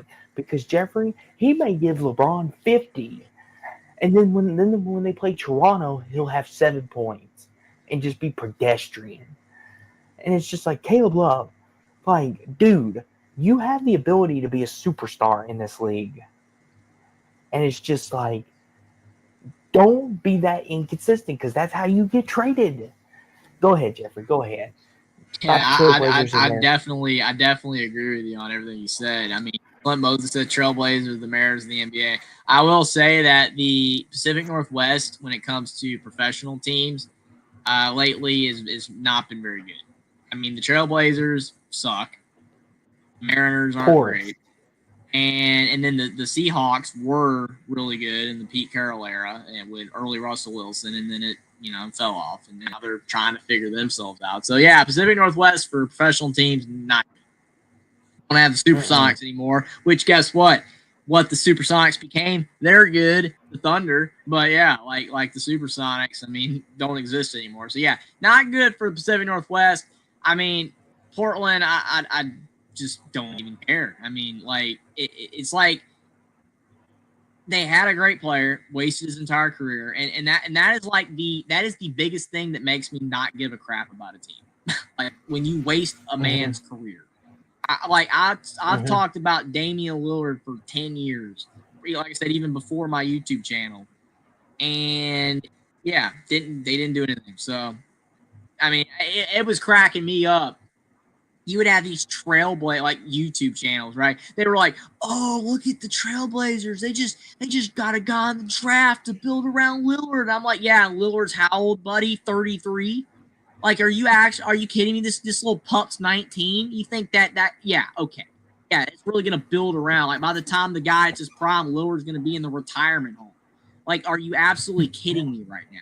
Like these people are just brain dead if you believe that. Like you can say that back when he was 28-ish, like Booker. That's why I'm saying like right now the Suns need to figure it out. Are we gonna trade to get more whatever around Booker, or are we going to go the draft route? Because you can kind of still go the draft route if you want it, but you got to do it right now because he's 28. He's not old. But like I said, the Trailblazers just wasted Lillard's entire career, and I got no use for that. So next time they get a star player, don't waste his career. If you do something with it, I'll change my tune on Portland. But, yeah. So the Sacramento Kings, Jeffrey, they're the definition of give us something good, we'll figure out how to ruin it. I thought the Kings were back up and they were going to have a fantastic resurgence. Here What come happened? the Kings again with Sabonis and De'Aaron Fox and Mike Brown. Yes, the Kings were looking good. They took the defending champs to 7 games. Even though they lost, they had a bright future, I thought. I'm like, the Kings are looking good for the future. Next thing you know, they fire their coach. De'Aaron Fox gets traded to San Antonio.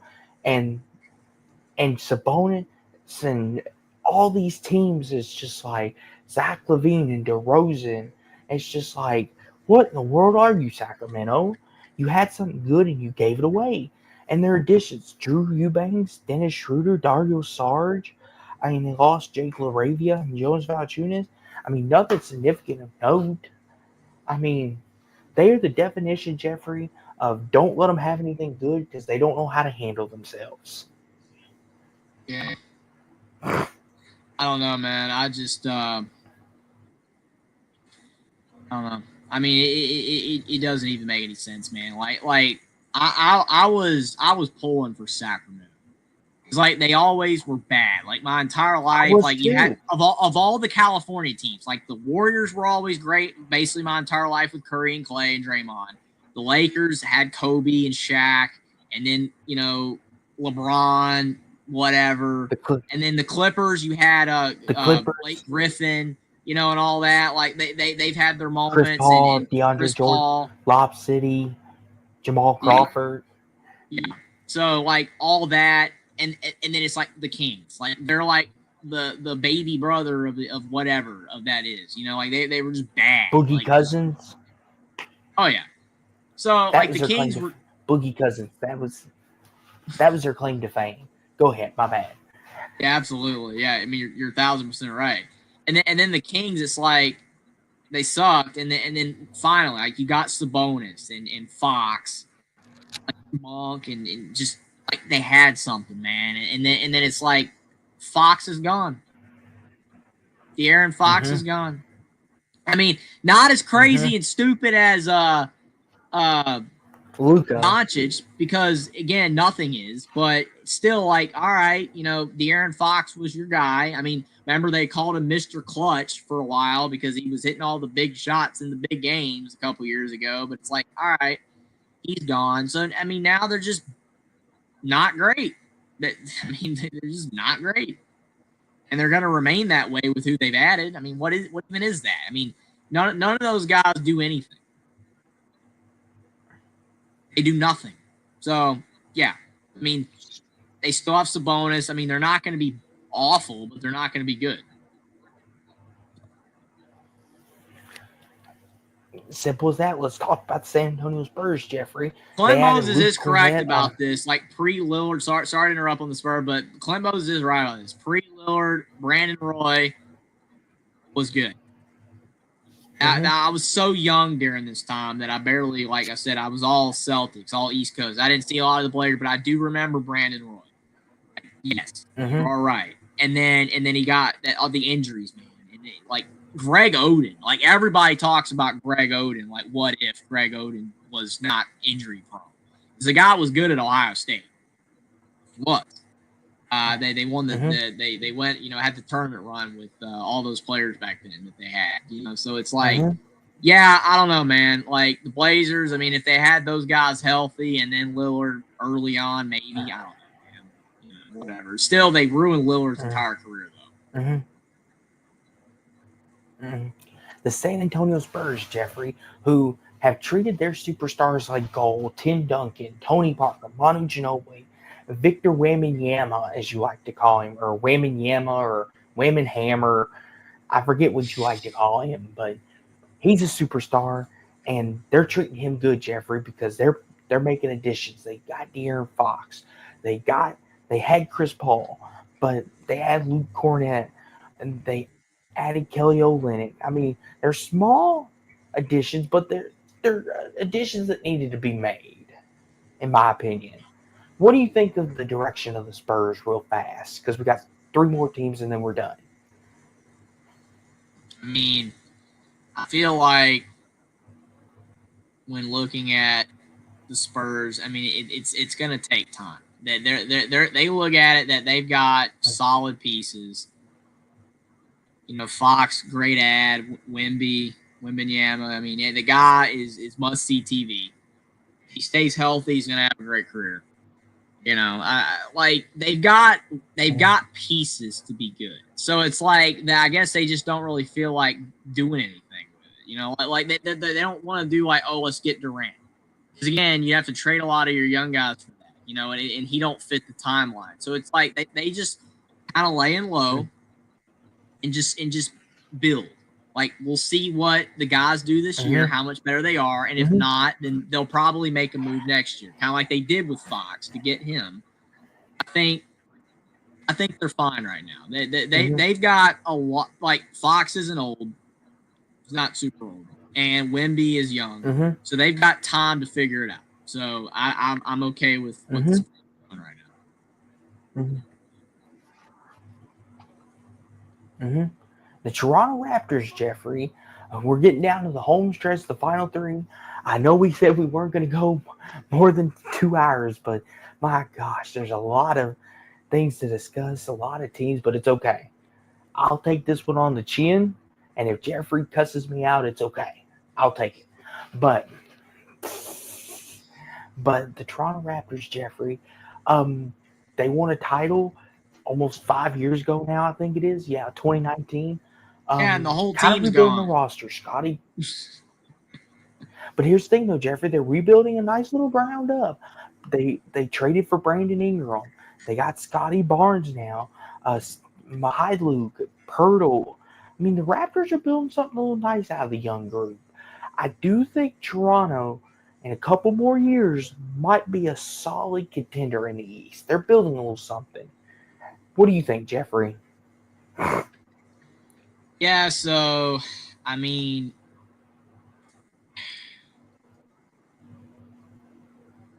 I'm looking at the roster. I mean, like you got R.J. Barrett, Mm-hmm. Scotty Barnes. Scotty Barnes is a weird player. You know what I'm saying? Because like he's just a weird player. I mean, he's good at stuff, but there's just stuff he isn't that good at either. I don't know. You know what I'm saying? Like he's just an interesting player. Mm-hmm. I don't know. Well, I just don't think Scotty Barnes is ever going to be a star. You know what I'm saying? Like I think he's got limitations, is what I'm saying. But I think he's good. Here's the thing, Jeffrey. They paid him like a superstar. But let me ask you, because me and you, Jeffrey, I think I can speak for you when I say this and you won't get mad. But we probably watched a lot of Florida State because we're both in ACC country, right? Louisville and North Carolina both played Florida State quite a bit. Did you think Scotty Barnes had great potential watching him with the Seminoles? I mean, I don't know. I mean, I thought he'd be fine. I thought he'd make the league. I mean, honestly, I kind of feel like he's done better than I expected him to. Like, I feel like Scotty Barnes is one of those players that has maxed like ever potential he had. You know how you see some players, Jackson Hayes, all the potential in the world, all that, and then he just goes out there and he's mid, right? He just whatever. Scotty Barnes, you look at him in college, it's like, yeah, I see some tools there. I see, some possibility of him being a good player. Then he goes pro, and like he gives you all he's got. I mean, he's averaging 20 a game. He's a good player. He's just not gonna get better than that, I don't think. You know what I'm saying? Like I feel like he's giving you what he's got. He's giving you every tool in the bag he has, but like his God-given abilities cannot extend any further. And granted, I haven't watched the Raptors hardly at all, but when I have seen Scotty Barnes on YouTube and on Twitter highlights, he just screams that he's maxed his potential to me. Here's the thing, Jeffrey. He was a great defensive player at Florida State. I mean, like I think even you would. And that's what he was building his draft stock of.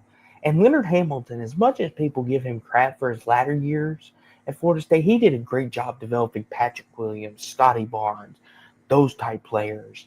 Like, he doesn't get enough credit for that. I mean, Florida State, I think, went to the Elite Eight the year Scotty Barnes was there. That team was really good, that 2018 to 2020 era. Or the 2017, 2019, that run there, they were really, really good. Yeah, like Clint Moses said, that's what I see Scotty at. Like right now, he's the best. He was like their second best player, but like you said, they've added Brandon Ingram, they got R.J. Barrett. So I mean, Scotty can maybe become more of what he is. But yeah, like he does not need to be, he does not need to be the second best player on a team. Or the best. He needs to be he's like Anunoby, but Anunoby's better at things that Scotty Barnes is not at, and there's things Scotty Barnes is better at than Anunoby isn't, but they're very similar-esque players, right? They're long, great defenders, but they can't do everything, right? Like Anunoby has maxed what he can do. Like I hate to say it because I love Anunoby as an Indiana guy, and I always talk about my Indiana guy, right? Like I do Alabama, UNC, whatever. But the thing is Anunoby, he's kind of what he is, right? Like you look at his stats, he gives you 18 a game. He gives you 6-7 boards. He gives you a few assists. That's what Scotty Barnes is. They're not going to get better. Here's the thing. To me, they're just going to keep doing what they're doing, and that's great. But they need more around him, and that's like you said, the Raptors are trying to do that. And here's the thing too, Jeffrey. Scotty Barnes is probably the second best player on Toronto. But if you put him in a team like Denver, he's probably the fifth best player on that roster. Not that he's bad. It's just if you put him on a bad team, he's your second or he's your best player. But if you put him with a championship roster, he's third or fourth, like Clint Moses said. If you put him with the Thunder, he might be fourth, maybe fifth. Somewhere in that range. I don't disagree at all with that. The Utah Jazz, Jeffrey, they're another team. They're young, trying to find their way again. I mean, after trading Donovan Mitchell and Rudy Gobert, trying to find their way again. I mean, They didn't re-sign nobody, but they added Kyle Anderson, added Kevin Love, added Yusuf Nurkic. They lost John Collins, Johnny Zuzang, Colin Sexton, Jordan Clarkson. The Honestly, that's a direction. lot of departures, though, man. I mean, John Collins, you're losing almost 20 a game from him. Colin Sexton is a good player. Clarkson's, he's bench scorer. I mean, you're losing a lot of points there, And Kevin Love's old. Like, he's old. He's not gonna get it. Nurkic is. He's not the Kayla. He's not the Kevin Love of the 2014 T-Wolves where you count on a 25 and 20 double-double. The thing with Utah is almost Toronto again. Utah is Jeffrey is they've got Ace Bailey, they've got Laurie Marketing, they've got a lot of these young pieces. It's young. It's going to take they time. Can build around. But like you said, losing Jordan Clarkson, I think is going to losing Colin Sexton is going to be a bit of a hit. Johnny Juzang, I know they waived him. He was really good at UCLA the year they went on that run. You remember that, Jeffrey? You remember that UCLA? He was good. But Utah is like a very young team, I think, just trying to find their way again. So them losing Utah is one of the teams they're just kind of stuck in the rut. A lot of young talent, but don't know how to develop it. They're selling out. I mean, they're getting rid of anybody that's not fitting with the system, like older, guys. Sexton's not old, but I guess they just they're what they're doing is that they're going all in with the youth and they're starting over is what they're doing. I mean, that's what they did when they got rid of Gobert. And they got rid of Donovan Mitchell. So it's like, and I even said then, like, the Utah Jazz needed another player. Like, you can't just have Gobert and Donovan Mitchell, and that's enough. And they were really good, and they were like a 4 seed in the West, but they never were able to win it all. They never were. So they just blew it up, and they're still blowing it up. Like, the Jazz are just trying to build. Maybe they're wanting to go the Thunder route and just hope they just draft a bunch of great players. Because that's essentially what they're doing right now. Mm-hmm. And then the last and final team, Jeffrey, we made it home. It's been fun. But we're home now. Oh, Lord. Okay. The Wizards, one of the worst teams in the NBA. I know we don't pick how this list is ordered, but why do we have to end on the Washington Wizards? This is just sad. Like, this team is in purgatory. Like, they are the omnipotence of what bad. Go ahead, Jeffrey. Go ahead. My apologies.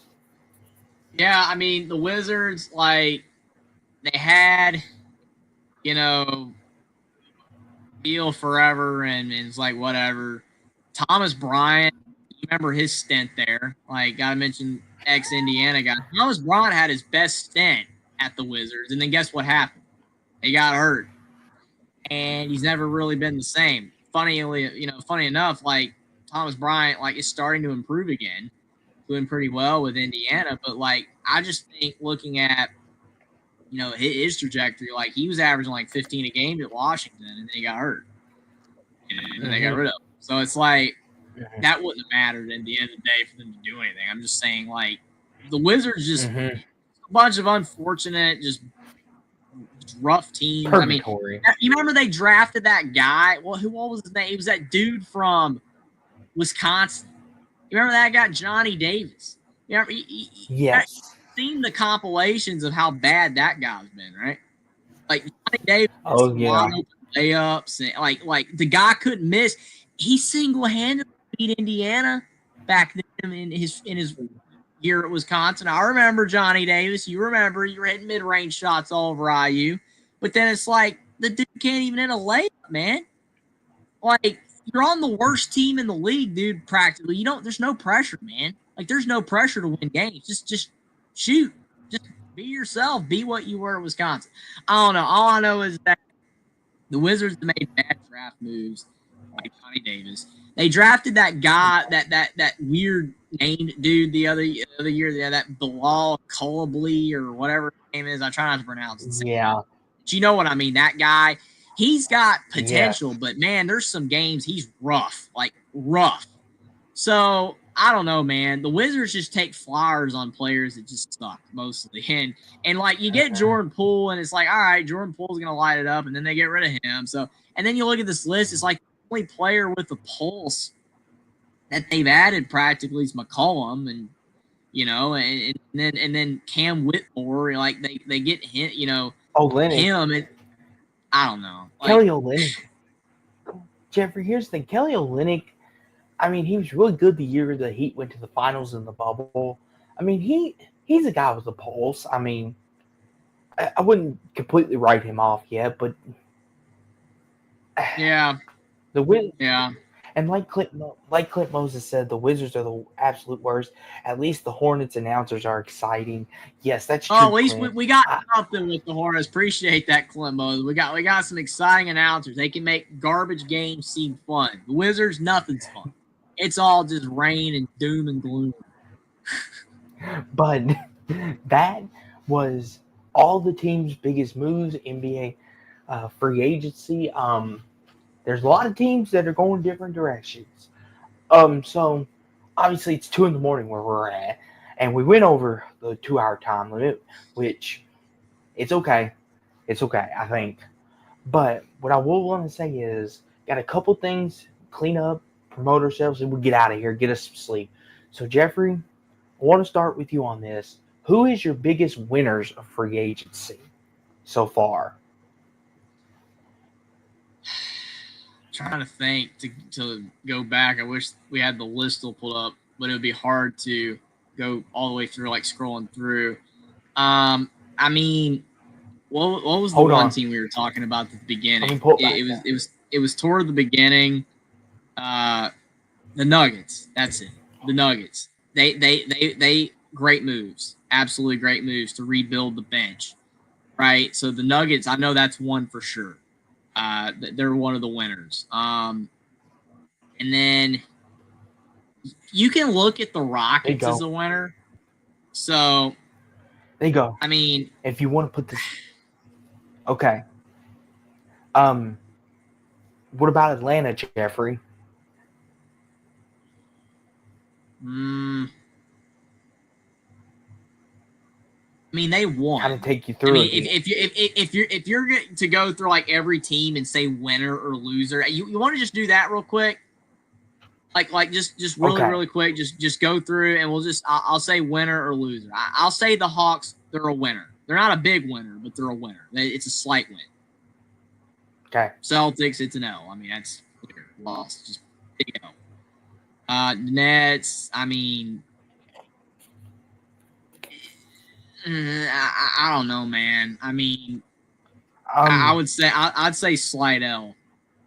I guess not L. Great. Hornets win. I think win. Bulls.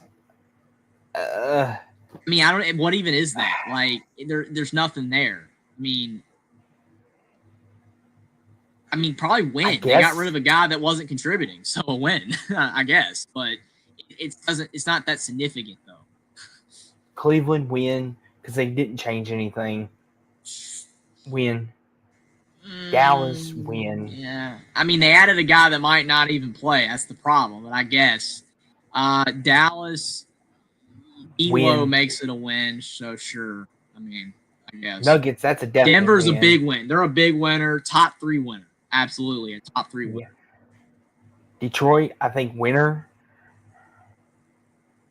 Yeah, I mean Hardaway Jr. almost makes it an L, but I guess Karras and Duncan, I guess it slightly, I guess, counters it. So I guess very slight win.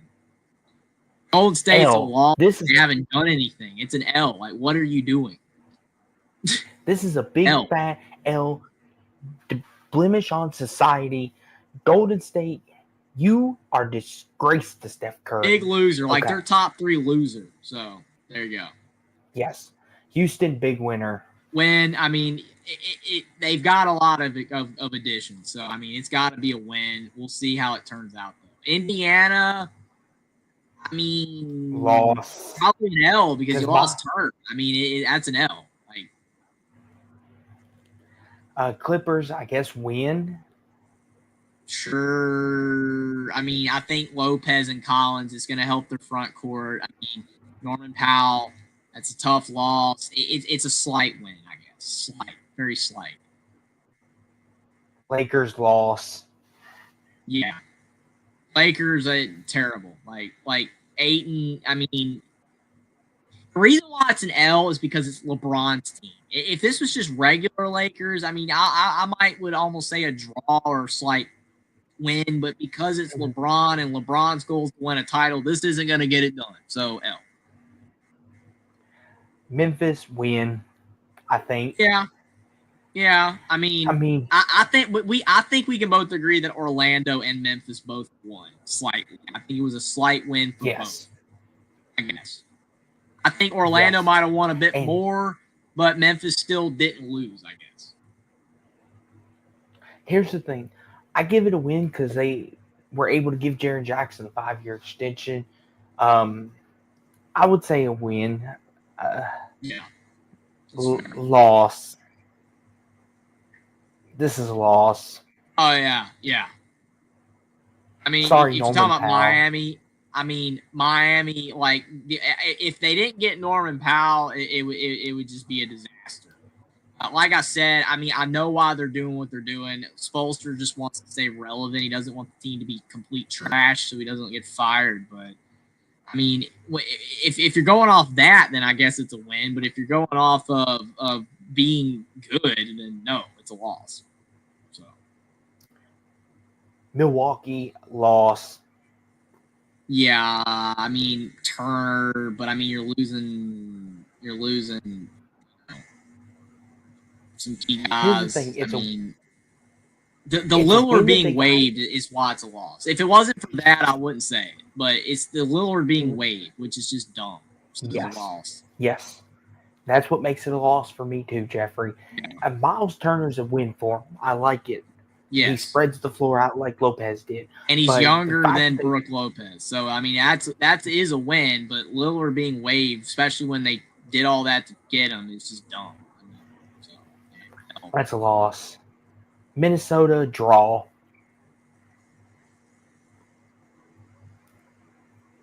I mean, is losing to Kill, does that turn the tide and make it an L? I mean, honestly, to really make my definitive answer, not that probably anybody really cares at 2 a.m, but I'm going to look up his stats.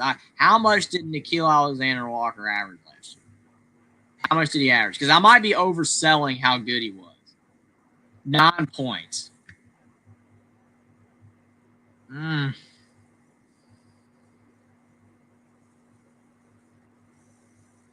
I said a draw. Minnesota didn't really do anything that flashy. They just re-signed everybody. Draw. Sure. It's not a win or a loss. I mean, it's either a draw or a slight L, but sure. I mean, draw, I guess. I mean, that's about as draw as you can get.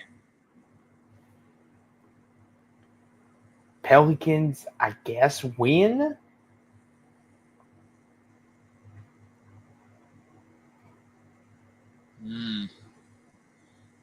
I mean, Poole's younger than McCollum. Bates, fine.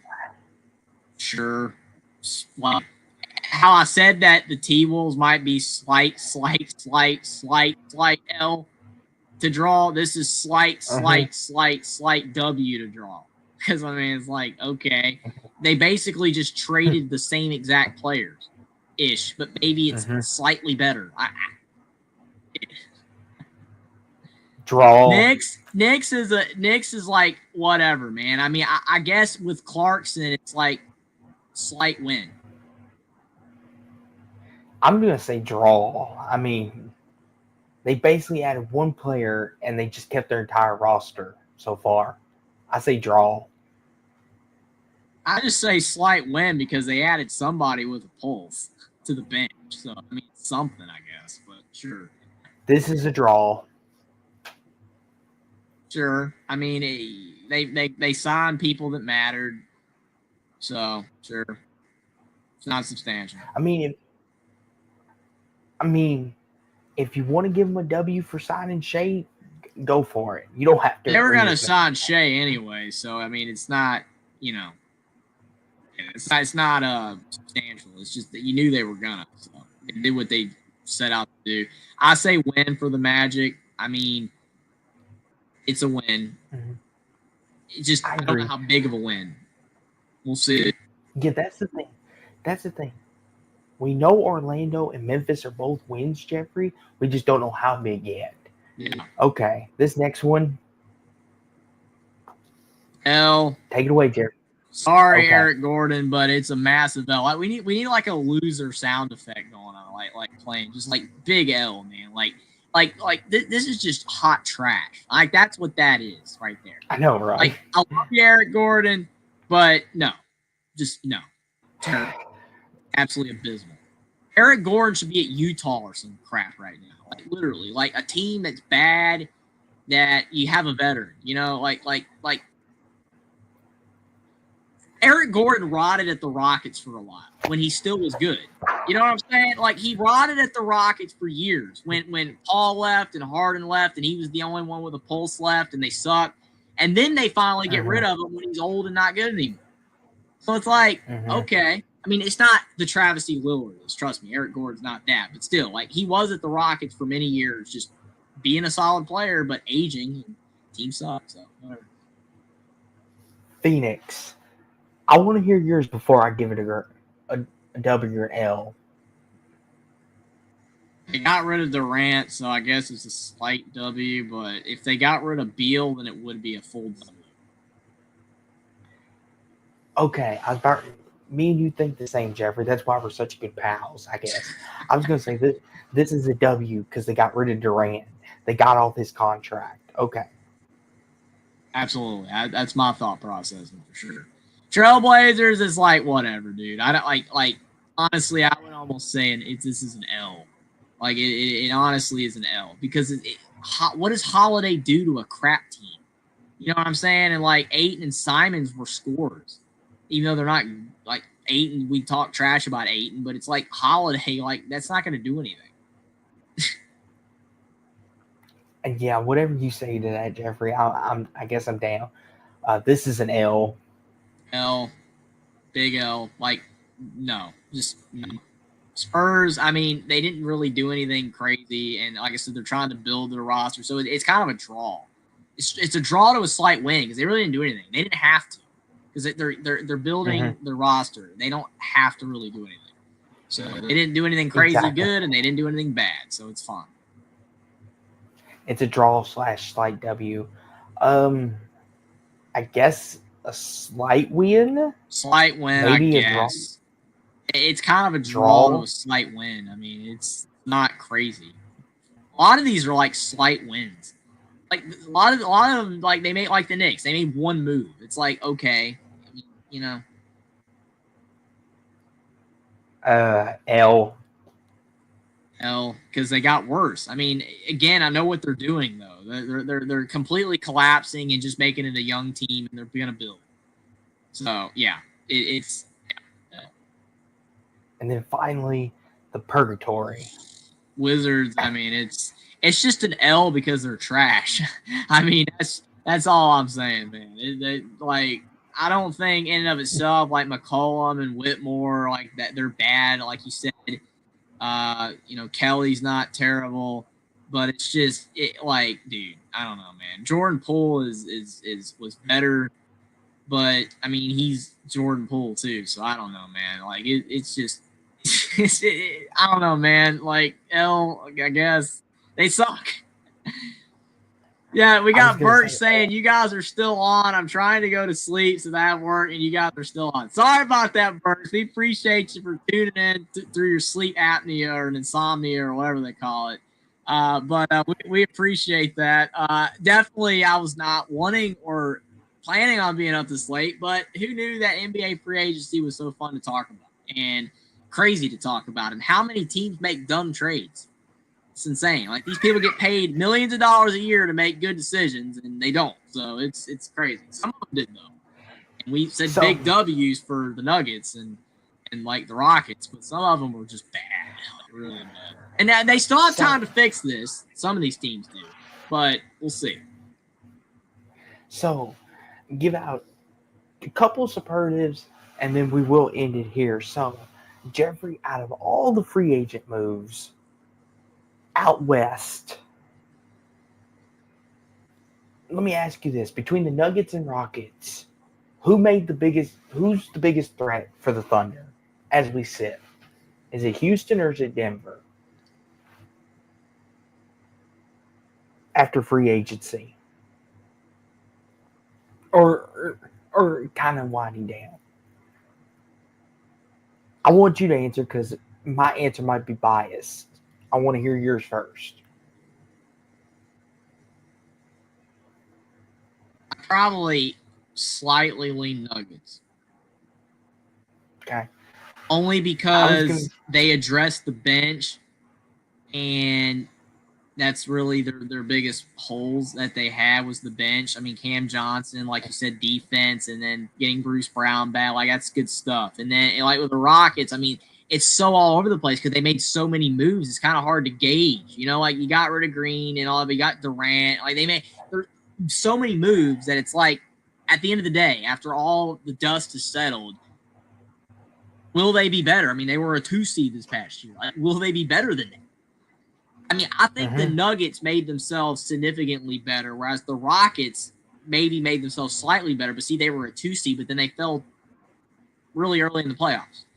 So I don't know, man. Like I would probably say the Nuggets just because they're the more experienced team. They got the bench back, but the Rockets could be right there too. But I mean, sometimes with youth, I mean, we saw the Thunder. It took a few years, and then it finally clicked, and they did it. I just don't. Durant's such a wild card because as good as Durant is, for whatever reason, the last few years, every team he's been on has gotten worse when he's gotten there. So that's why I'm saying the Rockets are a winner, but we got to see how that thing works out. As the Nuggets, they kept their core. They added a different player in Cam Johnson. It's the bench. I think you got to give it to the Nuggets. I would too. I would agree with Denver. And then obviously the other superlative is, did anybody out east, Jeffrey, convince you that they can win the title? Did anybody make any moves in free agency that made you think this team can win out east, that they can win the whole thing? Well, the problem is, Cleveland? I mean, Cleveland did nothing of value, so they stayed the same. The Celtics got worse. The Pacers got worse. Bucks kind of stayed the same. Bucks stayed the same, slightly worse. I don't even know what you want to call that. The Magic, I mean, they made the move for Bane, but I don't know if it's enough. But maybe with all these moves, it will be. The Knicks added one player. Yeah, I mean, and the rest of the teams aren't really relevant here. Hawks, I mean, they're not close enough. So I don't know. I mean, the East didn't really do much, man. The only team that made a big move was the Magic. I mean the Hawks too, but they're not championship material, man. Like, yeah, I mean, adding Kristaps and adding Nikhil is not enough, man. And like Bane is good, Bane is really good, but I don't know if it's enough for the Magic. And then the teams at the top either got worse or they didn't do anything, like the Cavs and the Knicks, basically. So, are the Cavs the team to beat in the East? Then is what you're telling me? Potentially. I mean, like I said, the Pacers, I mean, you got to realize that when you look at the Pacers and you say, well, they were the best team in the East last year, they finished fourth, right? They finished fourth, and then they just so happened to make the run. The Celtics, I mean, they were the second team in the East, but they fell apart. You know, they've completely destroyed their team. Not completely, but it's not good. Cleveland choked last year in the playoffs. They choked, and that's what you can call that. They absolutely choked. Yeah, I don't know, man. Like the Knicks didn't do anything. They had Clarkson. That's it. The East has stayed about the same for two teams, Cleveland and the Knicks, and then the Celtics and Pacers got worse, and the Bucks are just there. And that's it, basically. Magic could be there. I mean, they're the wild card, could be. I mean, the Pistons too, maybe, but I still think the Pistons are a little bit far away. I don't know. I think the East overall got worse. I think it got worse because Boston's worse. And the Pacers are probably with no Turner. I mean, and no Halley. I mean, they're going to be worse next year. He's not coming back. He hurt his Achilles. He's done for a while. Like I said, Cleveland choked. That's the problem. Cleveland and the Knicks are the two teams that didn't get worse, but they both lost early. So can you trust them? So I don't know. I mean, I guess you could say Cleveland. Like very, very, very, very early odds. I mean, I can look to see if they have odds real quick for the 26 NBA title odds. I don't know if they already have them. I'm sure they do because there's always people betting on this stuff. Let me see. So let me ask you this then, Jeffrey. Last thing I wanted to ask you is which team's going to make the biggest leap next year? Okay, so looking at the betting odds, the Thunder are the favorite to win it again. Then the Knicks, then the Rockets, Nuggets, Cavs, Magic. So right there, you see the three teams in the East: the Knicks, the Cavs, and the Magic. And then from the West, it's the Thunder, the Rockets, and the Nuggets. They're all right there. And the Rockets and the Nuggets have the exact same odds. So, I mean, leap, if you're going off these odds, it'll be the Magic. Because all those other teams were there. The Thunder won it all. The Knicks were great. The Rockets finished second. Nuggets were really good, but had holes, but they're getting better. And then the Cavs choked. Again, they were the 1 seed. So, I mean, if you're going off the odds, it's going to be the Magic. The Magic are going to be the ones that make the biggest leap, but we don't know if they will or not. I mean, it's going to be interesting to see if they do. I'm going to surprise you. So, Jeffrey, I'm going to surprise you. I think the Hornets make a leap this year. Well, yeah, if you're going off like biggest win percentage increase, yeah, it could be the Hornets. Because, I mean, didn't they win like 19 games last year? If they up that to 40 somehow, yeah, it could be the Hornets. But, I mean, I was going off like increase from like where they were to like next year, like becoming like a championship quality team. Like kind of like the Pacers did, how they leaped. The Magic. You went down that path. Yeah, but if you're going off just win increase, yeah, it could be the Hornets, yeah. Because they could go from 19, 20 wins to 40. Yeah. I think Toronto could be another candidate for making a leap. Well. It's going to be the team from the East that makes the leap, probably. And win. And what I will say is this, though, Jeffrey. I had fun talking about this, as always. This was fun. We've been on here almost 3 hours. I mean, we talked about a lot of stuff. We gave out wins and losses. But, Jeffrey, I mean, NBA free agency, you know, it's cool, but this has kind of been one of the more boring ones, other than like the KD and the Desmond Bane trade. I mean, no really big superstar was in free agency like the year LeBron was or the year Jimmy was. So this was kind of a quiet one. But I had fun talking about it as always. I enjoy doing these things with you. And we can let the people know this, but for our college football peeps out there, because I know we have plenty of them, Sunday night, me, Jeffrey, and Jackson are all going to be back again. So this isn't the last time you've seen us. We're going to be back Sunday night, 10 p.m. Eastern, right here to discuss the top 10 non-conference games.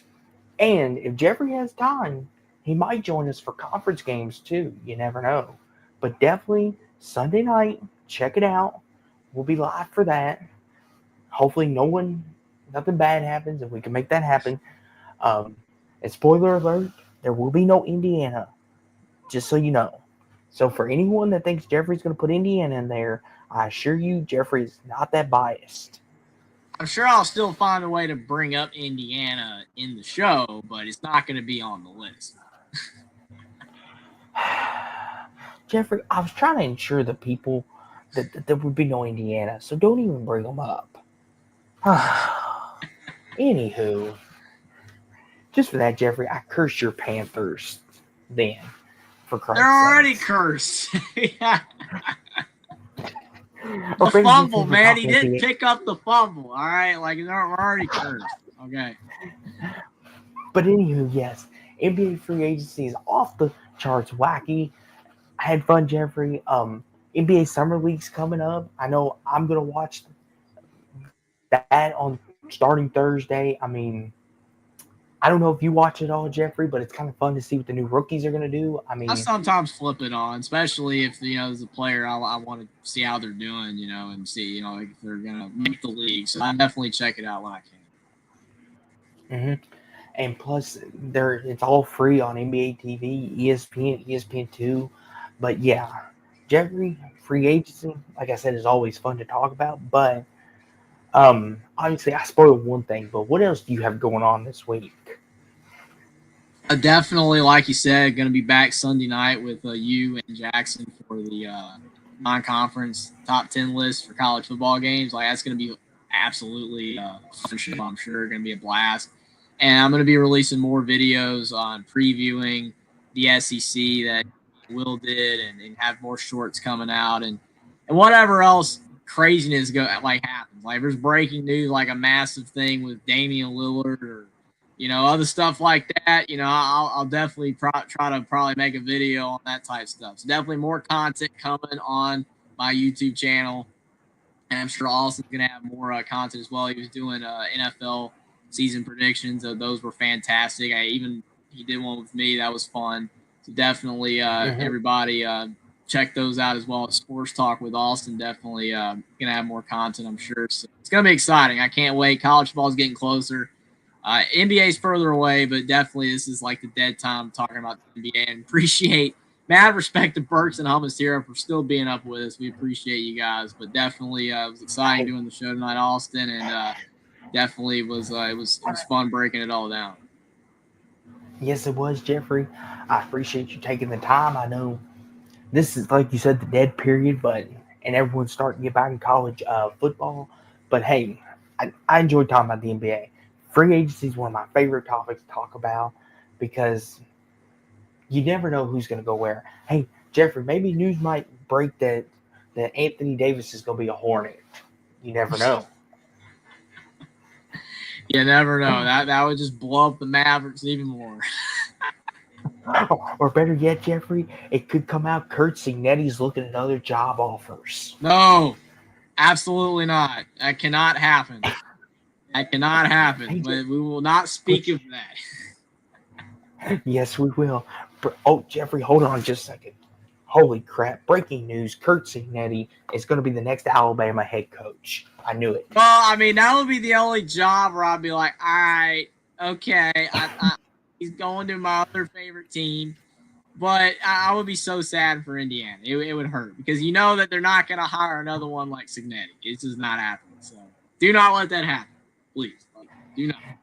Well, see, Jeffrey, I got the beautiful report right here. Cignetti's gone. It's done. I mean, I'm sorry, but they fired him. They said he was no good, and he's going to Toledo. Gave him a massive extension, man. Like they want it's Cignetti mania. They're gonna build a statue of him, man. Like it's Lord have mercy. That's how you know it's late because me and Jeffrey are now going off the rails. But anywho, Jeffrey, if you want to send the final goodbye, like Jeffrey said, we're gonna be back Sunday. And we'll try to keep it under 2 hours this time. We'll try. We'll try. There'll be a massive effort involved, but you know how we are. It's always a great time, so we usually go a little long. But definitely appreciate everybody for being here. Like the streams down below. They're on Sports Talk with Austin or Only Talk Sports. Definitely appreciate it. Subscribe to both of our channels. Check out some of our future content we got coming. It's going to be great. Can't wait for the season to start. Appreciate everybody for being here, and good night. Go.